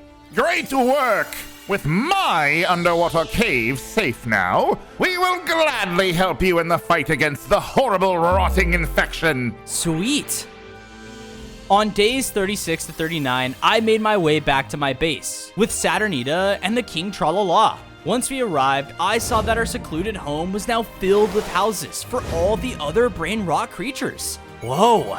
Yep, while you were gone, I took it upon myself to do a little redecorating. I even made you a house too. I hope you like it. Like it? It's perfect. From there, I helped build up some nice aquatic homes for the Tralalas and Saturnita. There you go. Make yourselves at home. Hey, Meow, I found something. What did you find? I think I found the next diamond mutation up the Tundra Peak, but it's not good. I gotta go. Now! I hurried off to the Tundra Peak, but as I arrived, I saw it was completely in ruins. No, and there on it was 6-7 next to the diamond mutation with my infected mom. Now go, Meow, and take the mutation to where no one can find it. I'll take care of the rest. Yes, Master.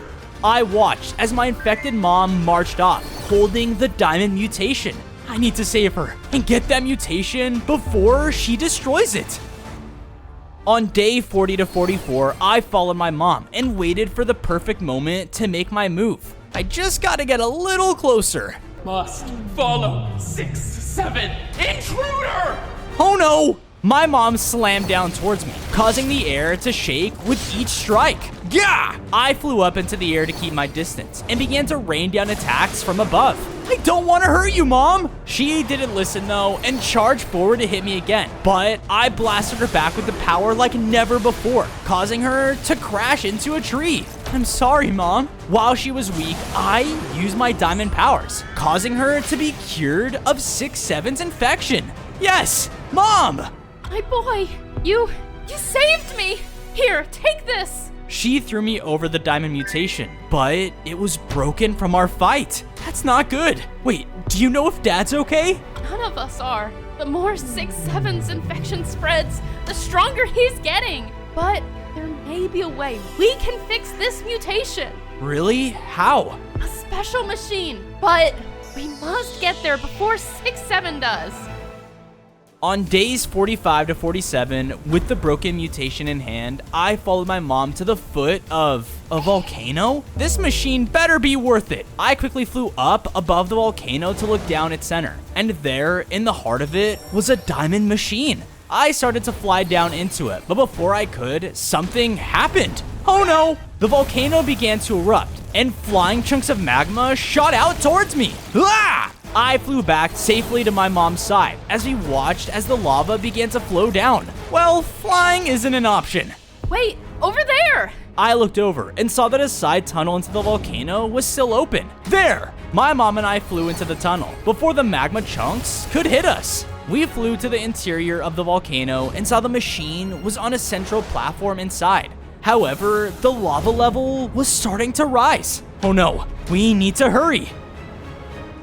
On days 48 to 54, I looked around the room for any way to stop the lava from rising, when I saw that 3 different channels were pouring in lava to the main pool. Guess I have to deal with those first. I quickly flew into action, blasting the rock above the first tunnel, collapsing it. Yes! But as I did, the others began to pour out more lava, and the entire chamber began to shake. I was trying to fly over to the final 2 when I noticed that the lava level had risen so high that it threatened to burn the machine. No! I charged in, and with one final blast, I collapsed the last 2 channels, stopping the lava from flowing in. Yes!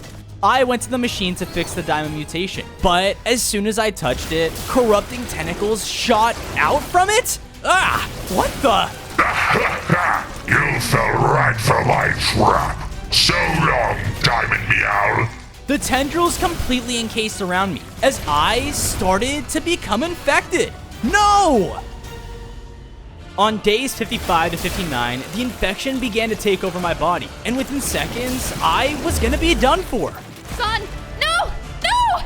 Mom, take the mutation! I gave it to her as she went in the machine to fix it. Please, hurry! My mother was able to fix it quickly. She threw me over the diamond mutation. This not only cured me of his infection, but caused me to upgrade. I gained 5 more hearts and a new diamond regeneration ability. Yes, it worked! Thank goodness you're okay, son! I couldn't lose you. You're telling me, Mom. I'm glad you're okay. However, before we could celebrate, the lava around us turned blue as 6-7 himself crashed into the volcano. The creature trying to stop my infection. Yeah, I will stop you. That's what you think, but little do you know, my infection is far stronger than anything you can imagine, and soon, the final rotting will be among us. Final rotting? He didn't answer and blasted towards me. However, my mother and I were able to fly safely away. Run while you still can. Your days are numbered. On days 60 to 63, my mother and I flew safely back to our base. Oh, Fozo, thank goodness you're safe. No problem, Mom. Now let's get you situated. With that, I made a large nest for my mother to stay in, just like the one I grew up in. The only thing that's missing now is my dad. Don't worry, son. Once we stop 6-7 and cure everyone, He'll be so proud of you. Thanks, Mom, but I'm worried. What was he talking about when he said final rotting? Did you say final rotting? Whilst on lookout, I saw Ballerina Cappuccina running towards a small town out east. She was rambling about a final rotting too. Really? Do you know the direction? But before he could respond, we heard a massive explosion followed by a loud voice. Stay away from me! I think it's that way. Thanks. On days 64 to 68, I made my way out of the forest and into a small villager town, but it was eerily silent. I don't get it.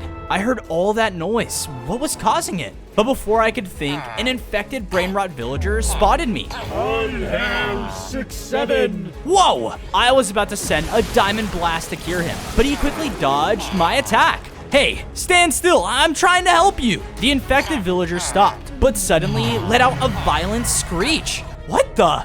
Just then, an army of infected villagers surrounded me. Okay, not good. Attack!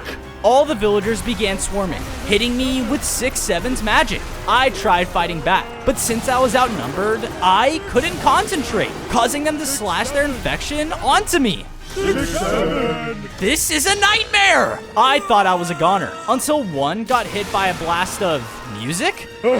What was that? We all turned, and there, inside a mech, was Ballerina Cappuccina. Get away from him, you freaks! Suddenly, Ballerina began shooting out ballet music at the villagers. Stop! I hate the Nutcracker! How dare you! With them all off of me, I used my diamond abilities and blasted them all while they were down, curing them. Oh jeez, what is that all about? I don't know, but I have ballet music stuck in my head. Cappuccina, are you alright? Where did you get that suit? My husband and I made this as a means to protect ourselves from 6-7's forces, but he was infected soon after. I'm so sorry. Does this have anything to do with the final rotting? If so, I can help you. Oh dear, that's right. If you think you can help, quickly, follow me! On days 69 to 73, Ballerina Cappuccina led me to a large camp in the desert, where just below, we saw a team of infected ninjas surrounding a chimpanzini bananini. Chill out, man. This isn't cool. But before he could continue, Cappuccino Assassino jumped in and slashed him with his powerful katanas, infecting him instantly. Excellent. Let's take this one back with us. Then we'll see who is the strongest for our final rotting. What's happening to them? Assassino was spying on 6-7's army and discovered they are planning to do something horrible to all brain rot creatures. But before he could tell me anything else, 6-7's army took him, and along with it, he took the final mutation. Oh no, listen. I can help cure them, but I need that mutation so I can save everyone. Well, if you think you can save him, then I'm all for it. Follow them back to their base. I'll take a different route. I'm on it. We split, and I followed after Cappuccino Assassino. I trailed carefully after them, but as they fell deeper into the woods, I lost track of them. Oh man, I'll need a better look. I flew up to get a better view, but as I did, I was slashed out of the sky. Well, look at this, men. Looks like we have the perfect test dummy for our newest soldier. Before I could attack, one of the ninjas knocked me on the back of the head, causing me to pass out. On days 74 to 77, I woke up trapped in a large wooden fortress. Hey, what's going on? Silence, Meow! I turned around, and looking down onto me was Cappuccino Assassino. Welcome to my testing ground, feline. Soon the final rotting will be upon us, and using this, we will be ready to take on anything! I looked over, and sitting next to him was the final mutation. Wait, you don't understand. I need that. I let out a powerful diamond blast in hopes I'd cure him, but it was blocked off by an infecting wall. Nice try! I constructed this shield with infected power. Nobody but I can destroy it. Now, release our newest warrior! Just then, I turned as a large door opened in front of me, and jumping out was a large infected Tung Sahur. Tung! All hail 6-7! Now Fozo, eliminate the Meow! The Tung Tung to her yelled and ran straight towards me. Ah! On days 78 to 80, I was battling the infected Tung Tung to her. He used his infected diamond bat to take chunks out of my heart. Yeah! Wait, stop! You don't understand! 6-7's using you! Lies! 6-7 made me who I am! I attempted to fight back by blasting with my diamond power, but unfortunately, I wasn't strong enough. No, if I don't get that mutation, I'm done for. Don't worry, Meowl. The army of 6-7 will send its best regards to your parents after we finally end you! Tung Tung to her was about to finish me until he was blasted away by music. Tung Tung, stop it! You're acting like a child! No! You stupid cup! What are you doing? Assassino, please! This isn't you! He didn't listen and rushed in to take her down, but I blasted him away with my diamond abilities, which finally managed to cure him. Sweetie? Are you okay? What? Oh no, the final rotting! Are we too late? No, I was sent here to get it so I could stop 6-7's reign. Of course, you're the Diamond Meowl. Go ahead, take it. But before I could fly over to it, You will not defeat 6-7! on days 81 to 85, the infected Tung Tung to her was in a blind fury and tried to crush us. Cappuccino tried blasting him away again, but with one swing, he knocked her out of the mech. Get away from her! Assassino began to slash away at Tung Tung to her, trying to distract him. I hate coffee! Hurry, take it! As he was fighting, I flew over to the final mutation piece. Upon contact, a burst of energy began to flow right into me, causing me to upgrade. I gained 5 more hearts, an epic diamond claw slash, and became the most powerful diamond brain rot creature in the universe. Yes! Now let's finish this. What? No! You're just a weak cat bird thing! He rushed at me, but with the one powerful slash of my diamond claws, I knocked him back with a wave of energy, fully curing him back to his nicer, smaller Tung Tung self. Oh, sorry about that. Hope I didn't smack your noggin too hard. You're fine. I'm just glad you're cured. Thank you, Fozo. If it hasn't been for you, we'd still be under 6-7's wicked corruption. Now that you are at your full form, we must stop him from unleashing the final stage of his plan, the final rotting. You're right. Let's head back to base. On days 86 to 90, I led the brain rot creatures back to my home. Just then, a figure dashed across my path. Wait, was that my dad? I gave my friends the coordinates to my base and chased after him. He flew around the corner and joined a massive army of infected brain rot creatures. They were all gathering in a clearing next to an enormous machine, and next to it was their leader, 6-7. We are close to the final rotting.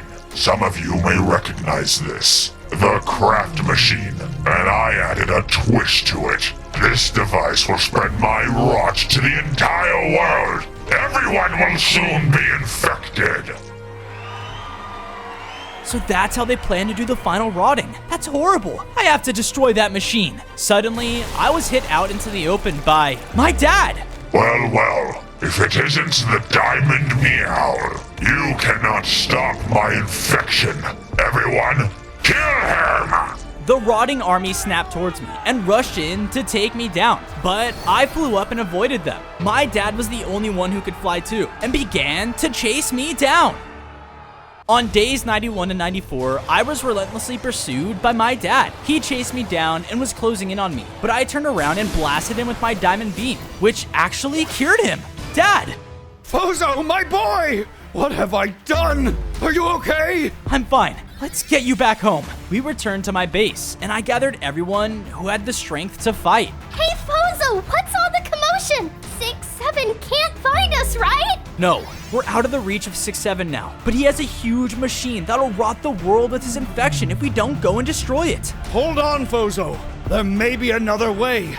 Instead of letting 6-7 use the machine to infect everyone, why don't you use it to cure everyone? That's a good idea. Everyone, listen up. I have a plan. On days 95 to 99, my friends and I approached 6-7's rotted army. He stood in front of his machine that was slowly charging up with his power. So, you finally decided to join my army. You're just in time. Once this craft machine is up, it'll spread my rod to the furthest reaches of the world. Not even your diamond powers can keep up. In fact, you can be the first test run. Catch him! Not a chance! The rotting army rushed in, but my friends and I met them on the battlefield and began pushing them back. Strawberry used her berry powers to take them by surprise, while my dad swooped at them from above. Son, get to the machine! We'll cover you! On it! I flew towards the machine, but was suddenly knocked out of the sky by an explosion. Yeah! Nice try, but if you want to stop my plans, you'll have to go through me.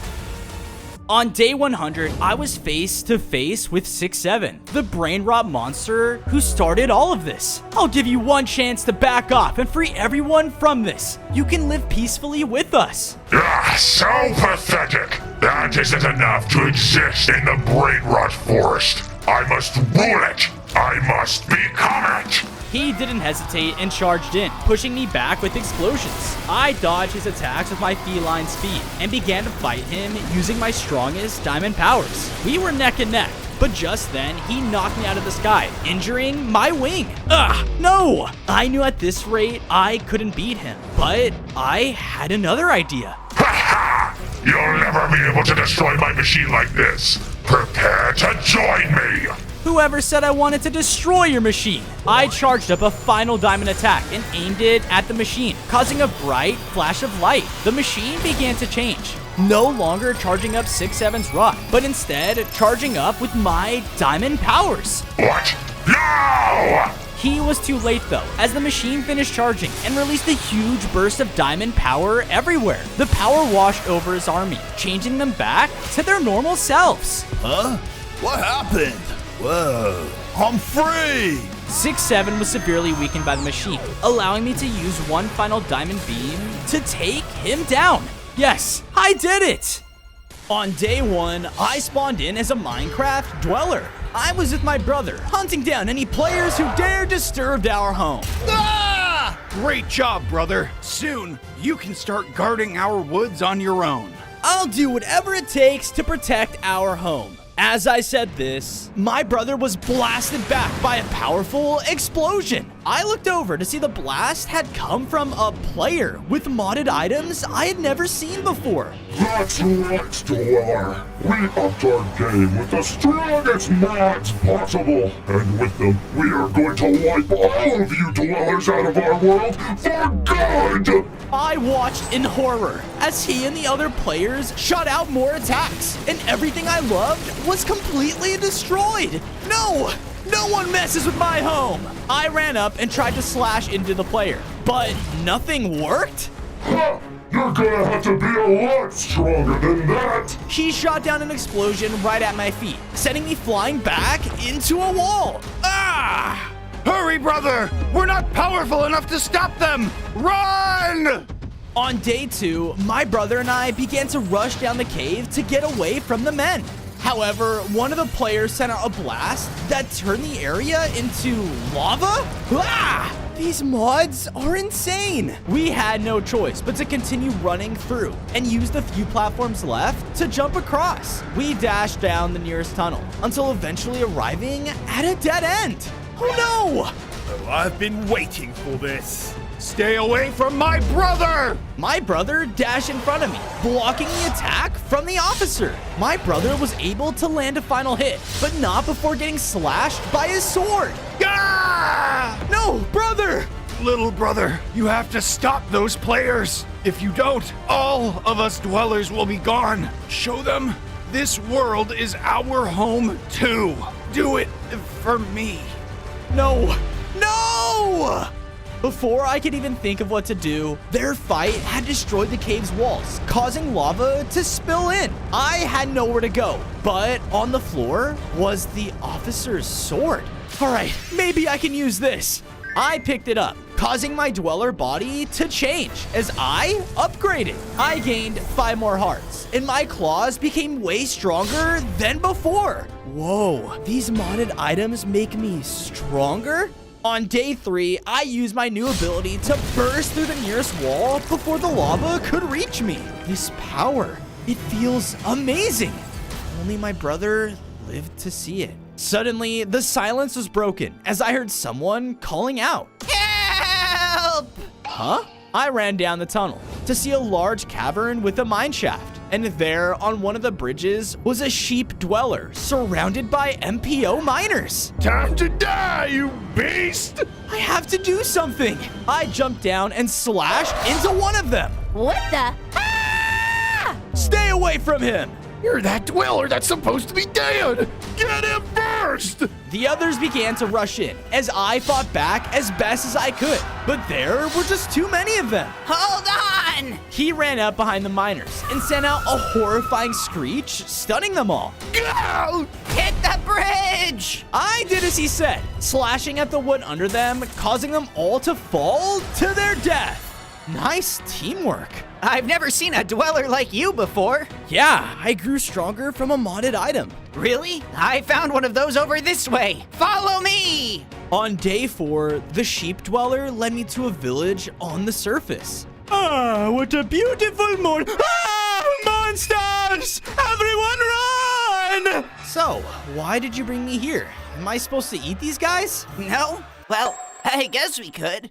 But the real reason was for that. I looked over and saw that in the center was another modded item. Sweet. With enough of those, I'll definitely stand a chance against the modded organization. We began to run towards it when I suddenly heard a bell ringing out. Formation B! I looked around as multiple villager guards came running up, completely surrounding us. What the? Behold, the village guard dwellers! You must leave at once! No way! I'm not going anywhere without that item. The guards got angry and rushed in to attack. But without hesitation, I blasted the first one back through a house. Ah! Why? Yeah? Who's next? Wait! Let's talk about this.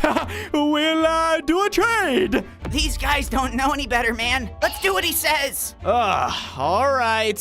What do you want? On day 5, I left the village with the guard as he brought me over to a large temple. Yes, this structure just came out of nowhere. But legend says it holds the most beautiful enchanted emerald within. Must have been all those stupid mods the MPO added. All right, if I get you that emerald, can I have that other item?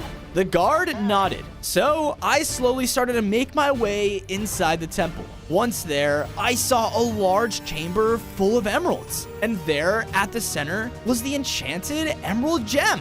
Haha, this'll be easy. I ran over and picked it up, but as soon as I did, something began to happen in the room. I guess I should have been more suspicious. Everything turned red around me as all of the water turned into lava? Wait, I'll put it back. I was about to set the emerald back down when I was suddenly blasted back by a modded blaze. You thief!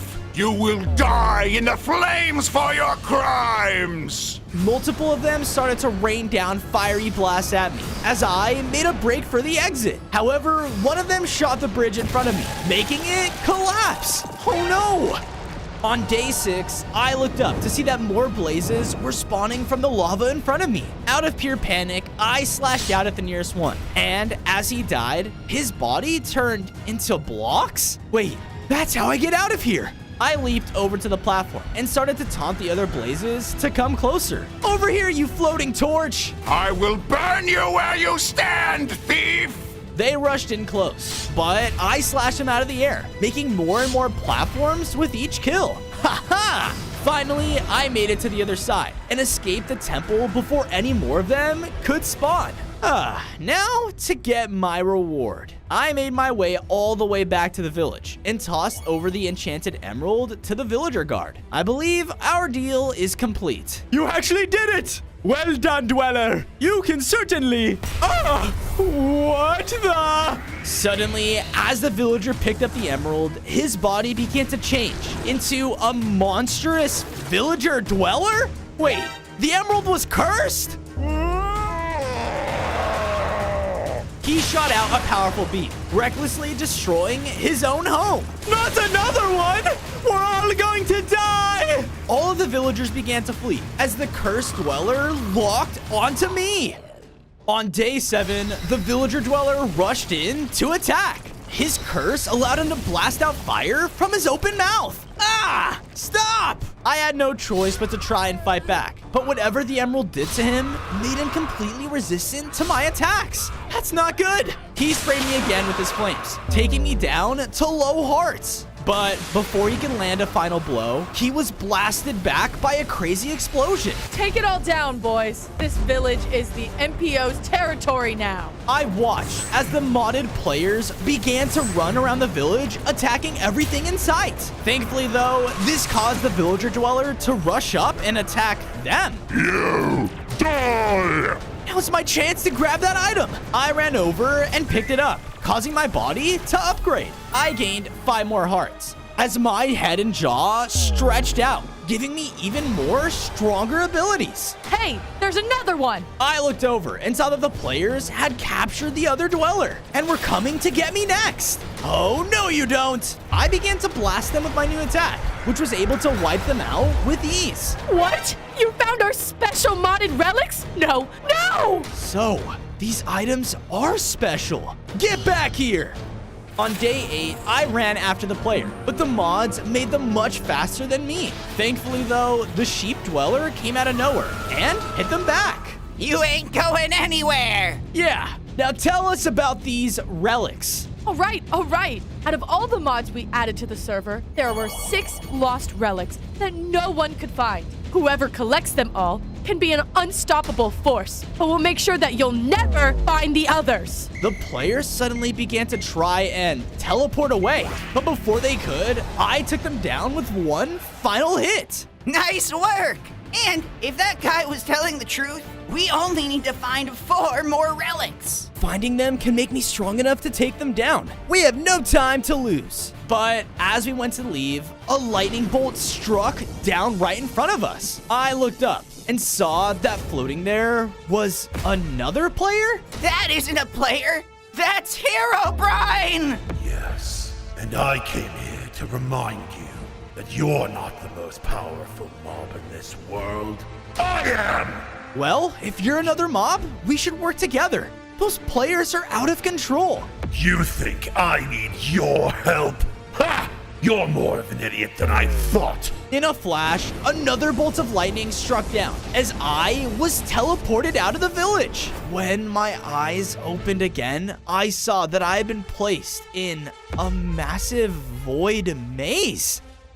You are now in my domain, Dweller. I am the one that players fear. You are nothing. A powerful lightning storm began to crash down all around me, forcing me to run deeper in. Each strike was extremely deadly, and I knew that just one hit would take me down for good. I have to find a way out of here. I rounded around the corner and saw a long pit that fell right into the void. But hovering above it were sets of flashing platforms? Guess I don't have a choice. I began to leap between the platforms, timing my jumps each time they switched sides. Come on.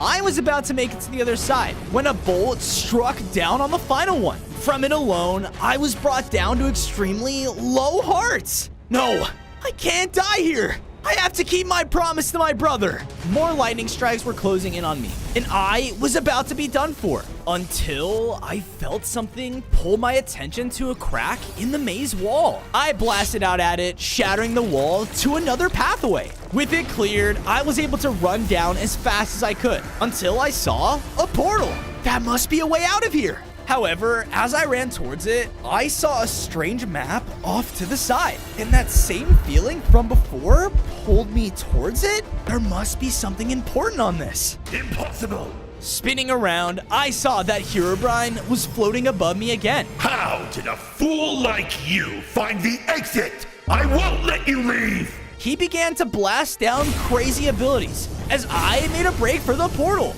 But just when I got close, his attack struck me from behind, sending me flying through. On days 11 to 12, I woke up in a large underground hideout. Huh? How did I get here? Hey, you're alive! I turned around to see my sheep dweller friend running up to me. Did you bring me here? Yeah, we found you passed out on the surface, so we brought you to this dweller safe house. Wait, we? Just then, I sensed something behind me and looked up to see the villager dweller. Thank you. I see now. Players evil. Then, I guess we're all on the same page. I looked around our new home and saw that there were 6 ancient pedestals hidden away. I placed down the 2 modded relics I'd found so far, and because of this, the pedestals began to light up. Wow, sweet! Hey, I was wondering, how did you get away from Herobrine? I felt like someone was looking out for me, guiding me somehow. Oh, that reminds me. I took out the map I had found in Herobrine's domain. This has to lead to somewhere important. I left the hideout, following the map's coordinates until I came across an ominous-looking cave entrance. I guess this is the place? I was about to walk inside when an extremely fast creature rushed by me, hitting me back. Ah! There's only room for one dweller here. I looked up to see that standing in the entrance of the cave was a cave dweller. On days 13 to 14, the dweller rushed in to attack. Gah! Hey, slow down! I don't want to fight you! No! You must have come here for the gains, and I know only another dweller could beat me. What are you talking about? He didn't answer though, and came in hitting me again, when suddenly an attack was shot in between us. I looked over to see that now coming out of the cave was a king skeleton. There will be no fighting on the Scare Game grounds. Please, contestants, come in. Hesitantly, the other dweller and I followed the skeleton inside to a moonlit cave full of other scary mobs. The Scare Games can finally be underway. The rules are simple. The contestant who scares the most mobs during the night will be the winner and the new owner of this relic orb. He turned to the side, revealing the next lost relic. I knew something would be here. Seems like I gotta win this game then. The game starts now! All of us mobs rush out of the cave in search of creatures to scare. I quickly found a cow in a field with tall grass. An easy target. I began to use my hunting abilities to stalk up closer to it. But just before I jumped out, That's one! No! This guy's a pro! He's gonna be the one I'll have to keep up with. On days 15 to 16, I continued to stalk around the area and was finally able to sneak up on a chicken. Rah!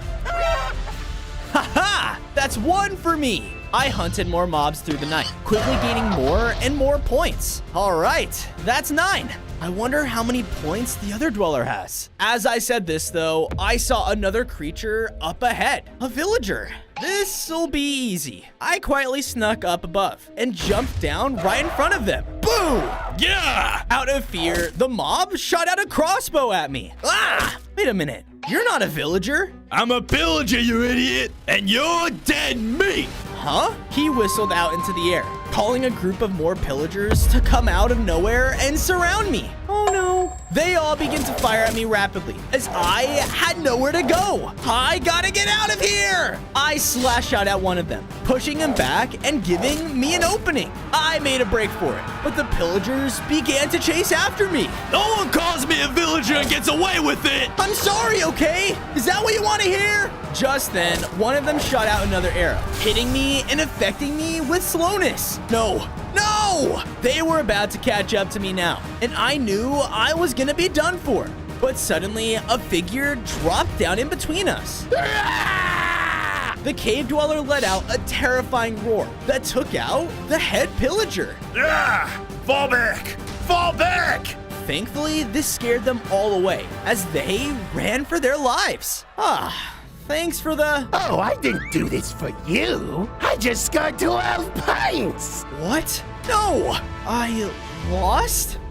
On day 17 to 18, I sadly walked back to the skeleton's cave, where everyone was waiting to hear who won. And the winner of this Scare Games is the Cave Dweller! You all never stood a chance! He walked up to the king to collect his prize, when suddenly a powerful arrow shot out and hit him back. What the? We all turned to see the pillagers had tracked us down and brought a lot of backup. You rotten monsters killed one of our own! All of you are gonna pay the price! They began to charge in as the cave fell into complete chaos. All the mobs were fighting for themselves, and because of this, they were all being overwhelmed. Guys, we have to fight back together! I began to rush around the room and fight alongside the other mobs. Whoa! Listen to the Dweller! Fight together! They did as he said, as we started to push back the pillagers from the cave. I then looked across and saw that the cave dweller was being cornered. You! Haha, I'm gonna enjoy this. I have to do something. I quickly dashed over and shot out my poison spit, finally taking him down. With that, the pillagers ran away for good. My goodness, Dweller! We would have never survived without you! I hate to say it, but he's right. Who cares about the stupid games? You deserve that relic. Really? Thanks. I happily agreed and picked up the next lost relic. This caused my body to grow as my arms elongated into a much stronger, monstrous form. Awesome. On days 19 to 21, I began to lead the scary mobs back to my base, as the caves were no longer safe for them. But along the way, I felt a pull towards a nearby dark forest. It's just like when I was in the maze. I have to follow it. I told the others where to find my home and quickly headed off into the forest. It wasn't long until I was deep within the trees, and in my rush, I had completely gotten lost. Which way did I come from again? I looked back to where I felt the pull and saw Brother? I ran towards him, sprinting out into a clearing. What's going on? How are you here? Little brother, it's so great to see you. Huh? My brother walked closer to me, but as he did, the illusion began to fade as I saw the ghost's true form. He was possessed. Ah! I tried to run away, only to bump into another one. It's okay. Don't worry. We just want to play. Yes, we count and you hide. They both flew over and faced a nearby tree and began to count. 1, 2. Okay, forget this. I'm getting out of here. I began to dash through the forest at crazy speeds thanks to my upgraded form. But no matter how fast I ran, I just couldn't find an exit. Ready or not, here we come. I do not want to find out what they'll do to me if they find me. I better hide. On days 22 to 26, I found an abandoned structure in the woods and quickly hid inside. But it wasn't long before the ghost came creeping into the area. Where are you? One of them was coming closer to the building, but I had an idea. I slashed out at a tree through the window, drawing their attention to it. As he floated over to look, I noticed a light coming from the trees. An exit! I made a break for it, only to be cut off by the other ghost. There you are. Looks like you're lost. And what does that mean? Oh, it's simple, really. The two ghosts started to glow as their forms merged into a horrifying ghoul. We get to eat you now! Oh, come on! They slashed down at me, sending me flying back into the building. Ah! They rushed up and began to carve into it, breaking out chunks at a time to get to me. I gotta go! I ran to the back of the room, knowing that if I got hit again, I would be done for. Come on, Dweller! You too scared to play with us? Their words made me think back to all those days before, when my brother had to defend me against the MPO. If I were braver then, maybe he would still be alive. I won't let him down! The ghoul finally clawed their way through the building, and with no other choice, I stood my ground and sent out the most powerful attack I could, hitting them head on. I didn't let up and continued to barrage them with my abilities until they were forced to split apart again. There! See? I'm not scared. That was fun. Yeah, thanks for playing. Take this! The ghost walked up to me, and as he touched me, I was granted a vision of a castle? What was that? You're looking for the lost relics, right? The next one you need is there. Wait, how did you... But before I could finish my sentence, the ghosts faded away. Okay, I really need to get out of this place. On days 27 to 29, I left the haunted forest, and with the knowledge the ghosts had given me, I found the castle from their vision. Hear ye, hear ye! All citizens, please gather for the king's arrival! I looked over and saw that all the players in the kingdom were watching their king as he walked through the street to his castle, and on his head was a powerful looking modded crown. That's the next modded relic. I have to get closer. While the guards were distracted, I quietly made my way past the main gate and hid away in a nearby alley. I continued to sneak my way around the kingdom, looking for any chance to jump out to swipe the crown. Maybe I could ambush him when suddenly a loud explosion shot up next to me. Wow! Wait, fireworks? A monster's within our gates! Protect the king! Knights rushed in and began to escort the king to the castle. Hey, give me that! But as I tried to rush up, I was hit on the head from behind. My vision started to fade as I passed out. On days 30 to 32, I woke up inside of a cage in the kingdom's dungeon. What the? So, we still down for tacos tonight? That's a no-go. My mom's making dino nuggets. Hey, get me out of here! No way, you monster! The only reason you're not dead is because the MPO wanted to kill you themselves. You'll see them shortly. No, I need to get that relic before they get here. I slashed out at the cage, easily breaking my way out. But with the drawbridge up, I had to find another way to escape. Here goes nothing. I began to jump between the rocks, using my upgraded speed to make the large jumps. Whoa! Shoot him down! The players began to shoot out arrows at me, trying to knock me off the platforms. But I knew that I couldn't fail here. I made the final dash to the other side and jumped right in front of the knights. Now, which one of you is gonna tell me where the king is? Oh, come on, man! You better start talking. Okay. There's a secret tunnel that way. It'll lead you right to the king. On days 33 to 35, I made my way through the secret tunnel, which opened up right into the throne room. And there on the throne was the king. How did you get out? More player knights began to charge into the room to protect him, but they were no use against my abilities. Give up, king. All I want is that crown. Well, you can have it. Over my dead body! I ran up to take him down. However, I was cut off by a massive knight that fell down in between us. The MPO's modern no joke, huh? Say hello to the King's Guard! His guard started to slam into me with his sword, as I quickly realized he was much stronger than anything else in the kingdom. I tried to fight back with my abilities, but no matter what I did, he would just charge right through and hit me again. Ah! So long, Dweller. This world will soon be ours. I looked around the room for anything I could to stop his guard, and that's when I noticed the chandelier. That'll work. Hey, come and get me.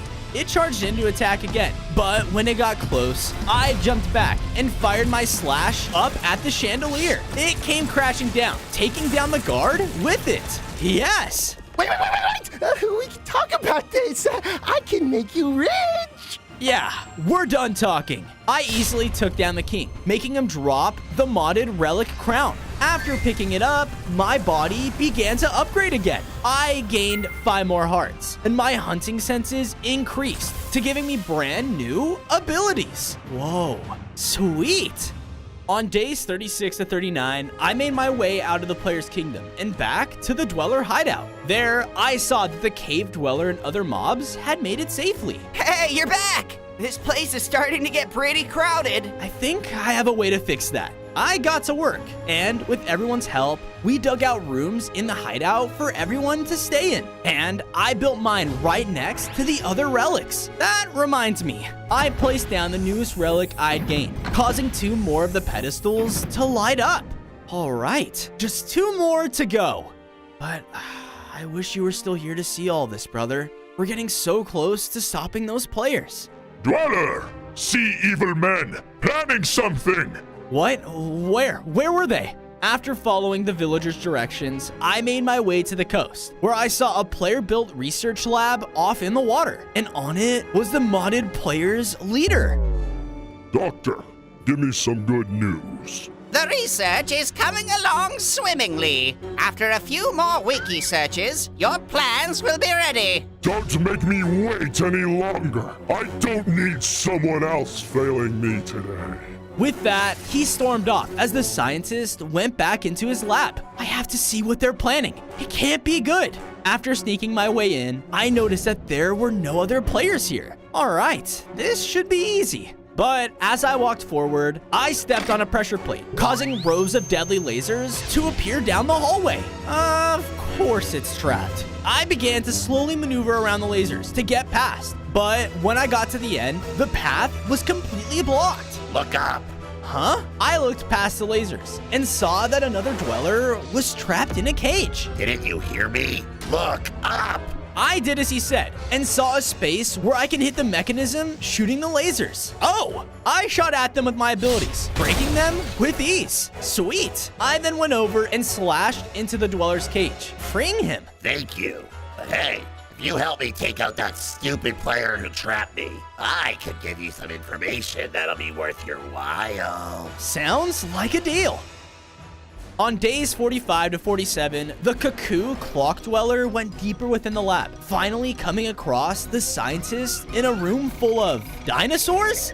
I knew you would come here, Dweller, but no matter how much firepower you have, nothing will stop the MPO from taking over! We'll see about that. You guys kill my brother, and I won't let you get away with this. You won't have a chance! Once I finish my research of these dinosaur mods, we will know how to tame them! And with an army this powerful, you will be... Suddenly, one of the dinosaurs broke out and killed the scientist. Whoa, looks like he didn't tame them yet. But because of this, something began to happen to the lab. Oh no, he had a self-destruct sequence? Run! We began to dart back towards the entrance, but when we made it to the laser-filled hall, everything was breaking, causing lasers to shoot out rapidly around the room. We gotta go! We continued to run through the dangerous hallway, but with more explosions and lasers, I was knocked back and taken down to low hearts. I'm not gonna make it!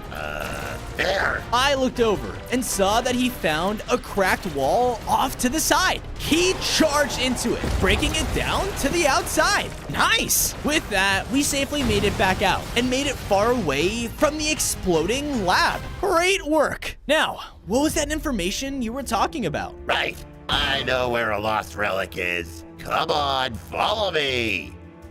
On days 48 to 52, I followed the Cuckoo Clock to a ruined nether portal. Oh no, don't tell me. Come on, the nether isn't that scary. We quickly finished the portal and lit it. And as we went through, we walked out into the nether, surrounded by piglins. Hey, what are you two doing here? Oh, shut it, Terrence. It's just some dwellers. Huh? I guess it's all right here. Just then, I heard a noise and looked up to see a giant lava dragon? Whoa! Yep, and that's our target. It's the guardian of one of those lost relics, and I bet it's not gonna be happy to part with it. So, good luck. Seriously? Guess I'm doing this myself. I wasted no time running after the dragon, having to navigate all around the nether just to keep up. But eventually, she landed high up in her den, across a lake of lava? I had no choice but to continue, leaping between the netherrack as I went. But then, something hit me back from beneath the lava. Ah! You thought you could escape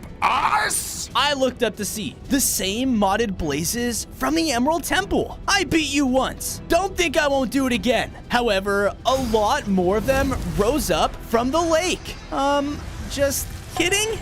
On days 53 to 56, I continued to leap between the rocks as the blazes shot up at me with everything they had. I fought off a few with my abilities, but it felt like the more I took down, more would just spawn from below. Oh, come on! I was finally getting closer to the dragon's den until one of their blasts came right at me. Wow! I dodged, causing it to shoot into the den. That's not good. Who dare disturbs my slumber? Wait, I can explain. It's this. Shut it, you stupid torch! The dragon began to blast the blazes out of the sky, allowing me to sneak up to its den. Once there, I saw the next modded relic on the other side of the cave. Okay, I just have to sneak towards it and...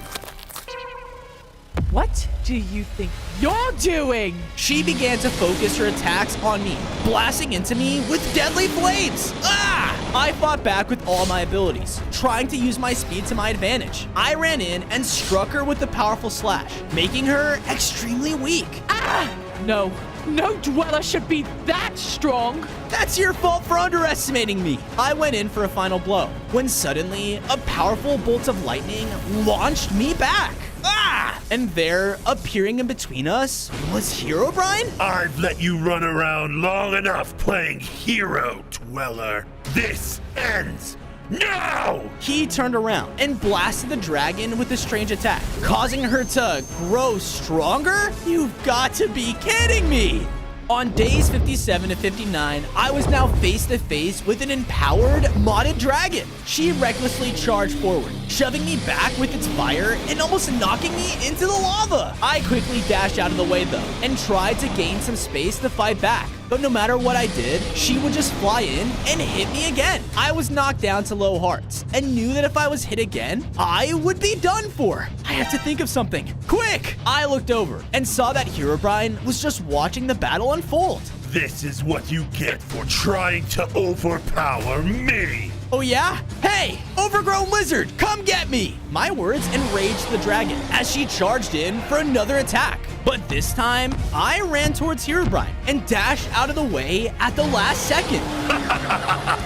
Wait, what are you? The dragon slammed into the cave wall, causing it to collapse as rubble flew down and crushed both her and Herobrine.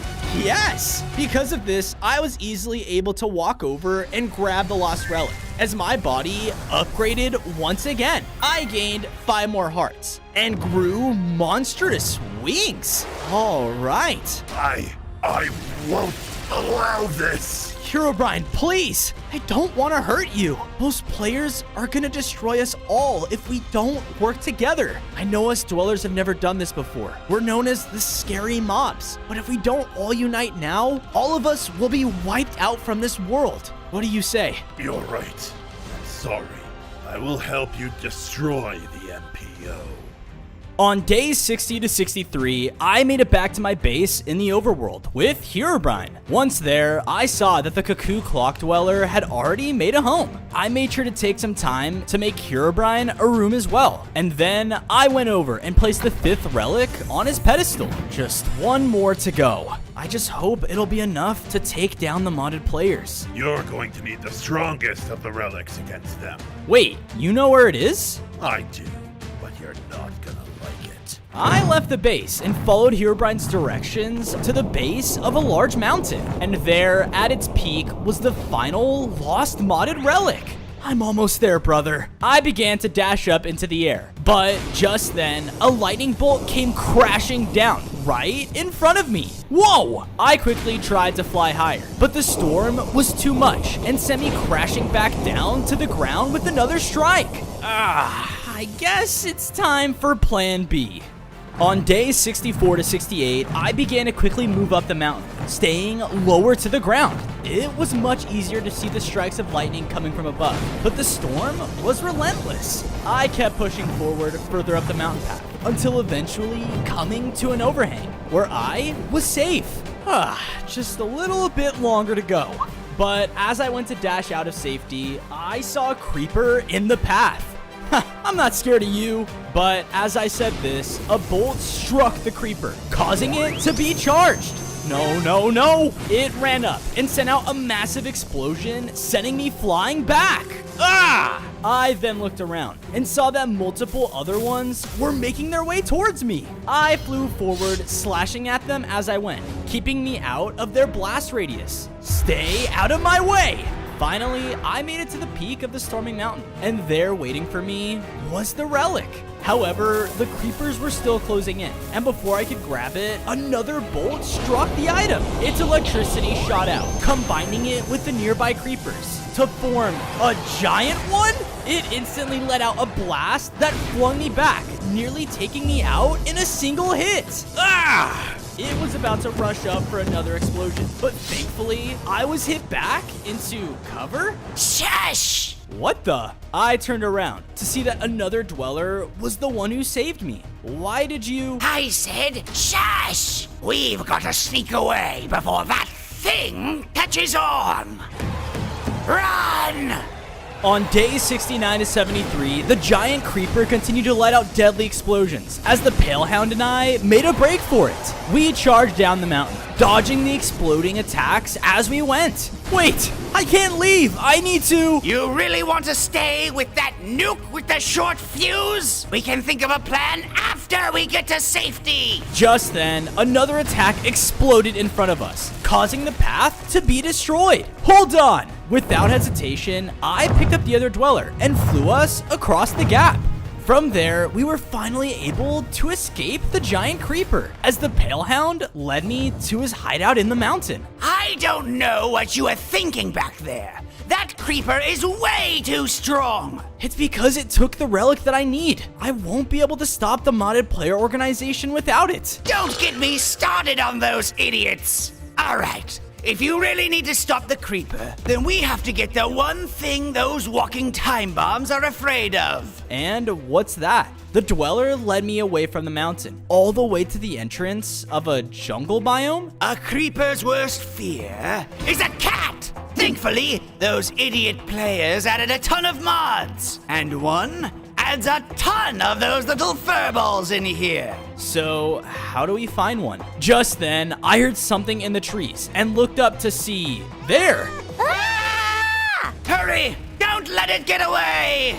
On days 74 to 77, the Palehound and I rushed after the cat as it escaped from us into the jungle. It used its much smaller size to weave through the trees and avoid our sight. Where'd it go? Hold on. This kind of hunting is my specialty. He sniffed into the air, thankfully finding its scent. This way! We followed it until we burst through the tree line to see this part of the jungle was completely destroyed.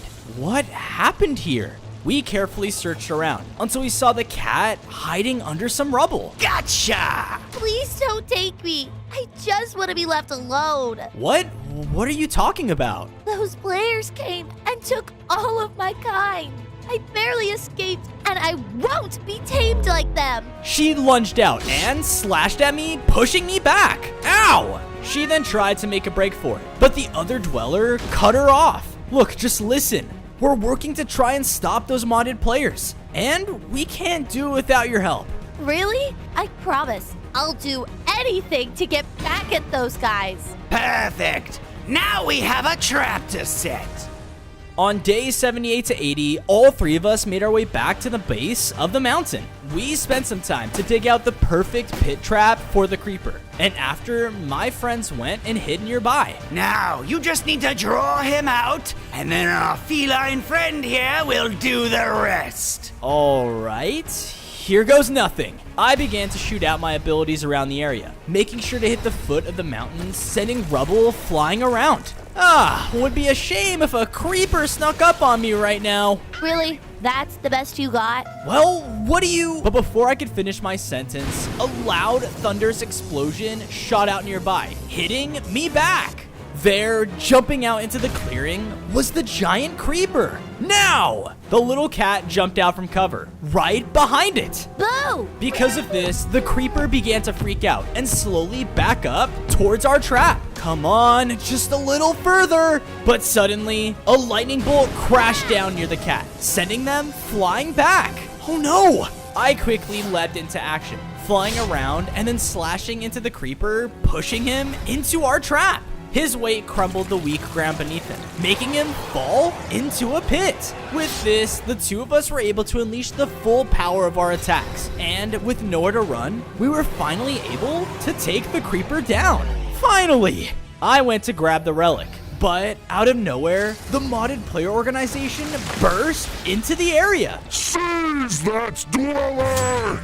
On days 81 to 85, I got ready to fight as the MPO officer came charging in to attack. But before I could react, I was hit from behind by a claw. Because of this, the officers were able to unload attacks onto me, taking me down to low hearts. No! I then looked over as the Pale Hound threw the final relic at the MPO leader's feet. There you go! One lost relic. And now you better keep your end of the deal. Leave my mountain home alone! Oh yes, about that. I lied. You're coming with us too! I watched as the player blasted him back with a powerful attack, nearly taking him down. What? I wanted to run over and help, but the other officers struck me again. And because of this, I passed out.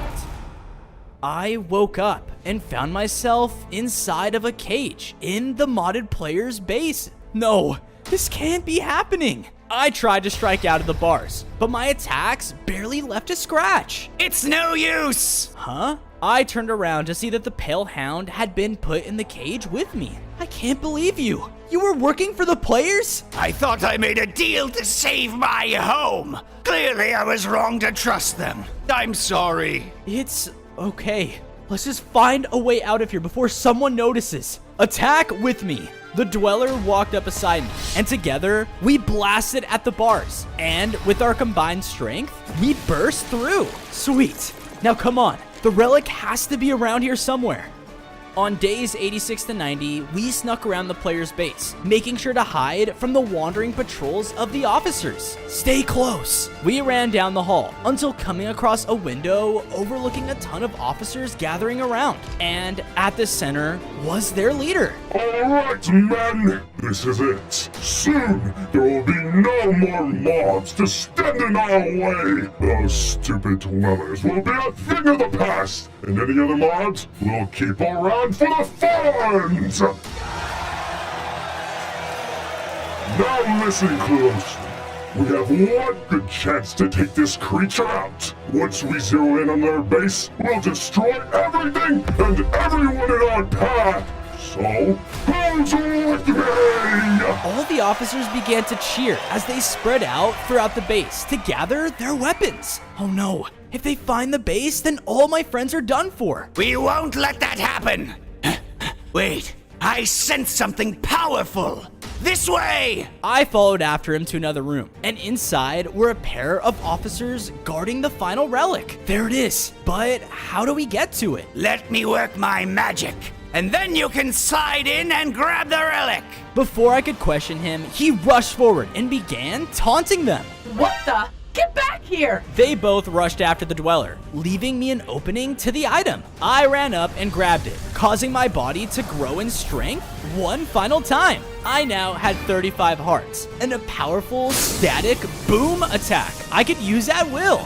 Awesome! But just then, the Pale Hound ran back into the room. I couldn't shake them! You both got out? Back in your cages! On days 91 to 94, the officers came charging in to attack. But because of my new upgrade, I let out a powerful blast that shocked their suits. That's what is happening! Come on, that won't stun them for long. We thankfully made it out of the player's base and rushed back to the Dweller hideout. Oh, thank goodness you're back! Everyone thought the MPO had got you! It's alright. They won't be able to stop me anymore. With that, I made sure to quickly build up a home for the Pale Hound in the base. Whoa, thanks! I just don't feel like I deserved this. After all. Don't mention it. You did what you had to protect your home. I understand. I then went over and placed down the final relic on its stand. And because of this, the whole chamber began to shake as a hidden passageway opened up to a series of tunnels? Whoa! These tunnels go all throughout the underground! We could pop up anywhere we wanted in the overworld! Oh yeah? Then that gives me an idea. Everyone, It's time to win our worlds back. On days 95 to 99, I went up to the surface and found the modded players marching out to find our base. Ha! Would you look at this? The monster came right to us to surrender. Yeah, not gonna happen. I'm here to end your control over this world and take it back. Oh yeah? You and what army? As he said this, the ground shook as my dweller friends came bursting out of the ground. Surprise! They began to slash into the officers and run away, pulling them in all different directions. What the? Men, stay together! I then used this opportunity to rush up and blast the leader with my new ability, stunning his mech. I looked over and saw that multiple officers had cornered the villager dweller and were about to take him down. Hold on! I flew over, and with a combination of my abilities, I was able to stun and slash them down.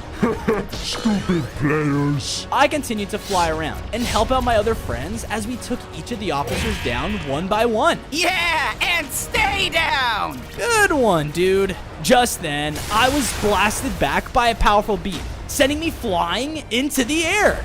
You think that little trick would work on me? I will not lose to some stupid mods! On day 100, I was finally face to face with the modded player leader as he charged up another powerful attack. I flew around his beam and started to fight back with all the abilities I'd gained along the way. I was clearly much stronger now and knew I had to do everything in my power to take him down, but he was just as determined to stop me. This ends now! Yeah! You stupid mods are just little monsters to fight for our entertainment. Nothing more, nothing less. You're wrong. I had a home, a brother that you killed, and I won't let you get away with this. He charged up another attack, but suddenly the ground below him began to crack as he fell inside. Finish it! I flew up directly above the hole and began to fire down slash after slash into him. No! Wait! My mech! In a large explosion, the leader's mech was destroyed, causing him to fall out into the open. I don't understand. Our mods were better, stronger than you could ever be. Looks like all your hard work was for nothing then. I slashed into the player one more time, finally taking him down for good. And with all the other players defeated in the world, us dwellers could now finally live in peace.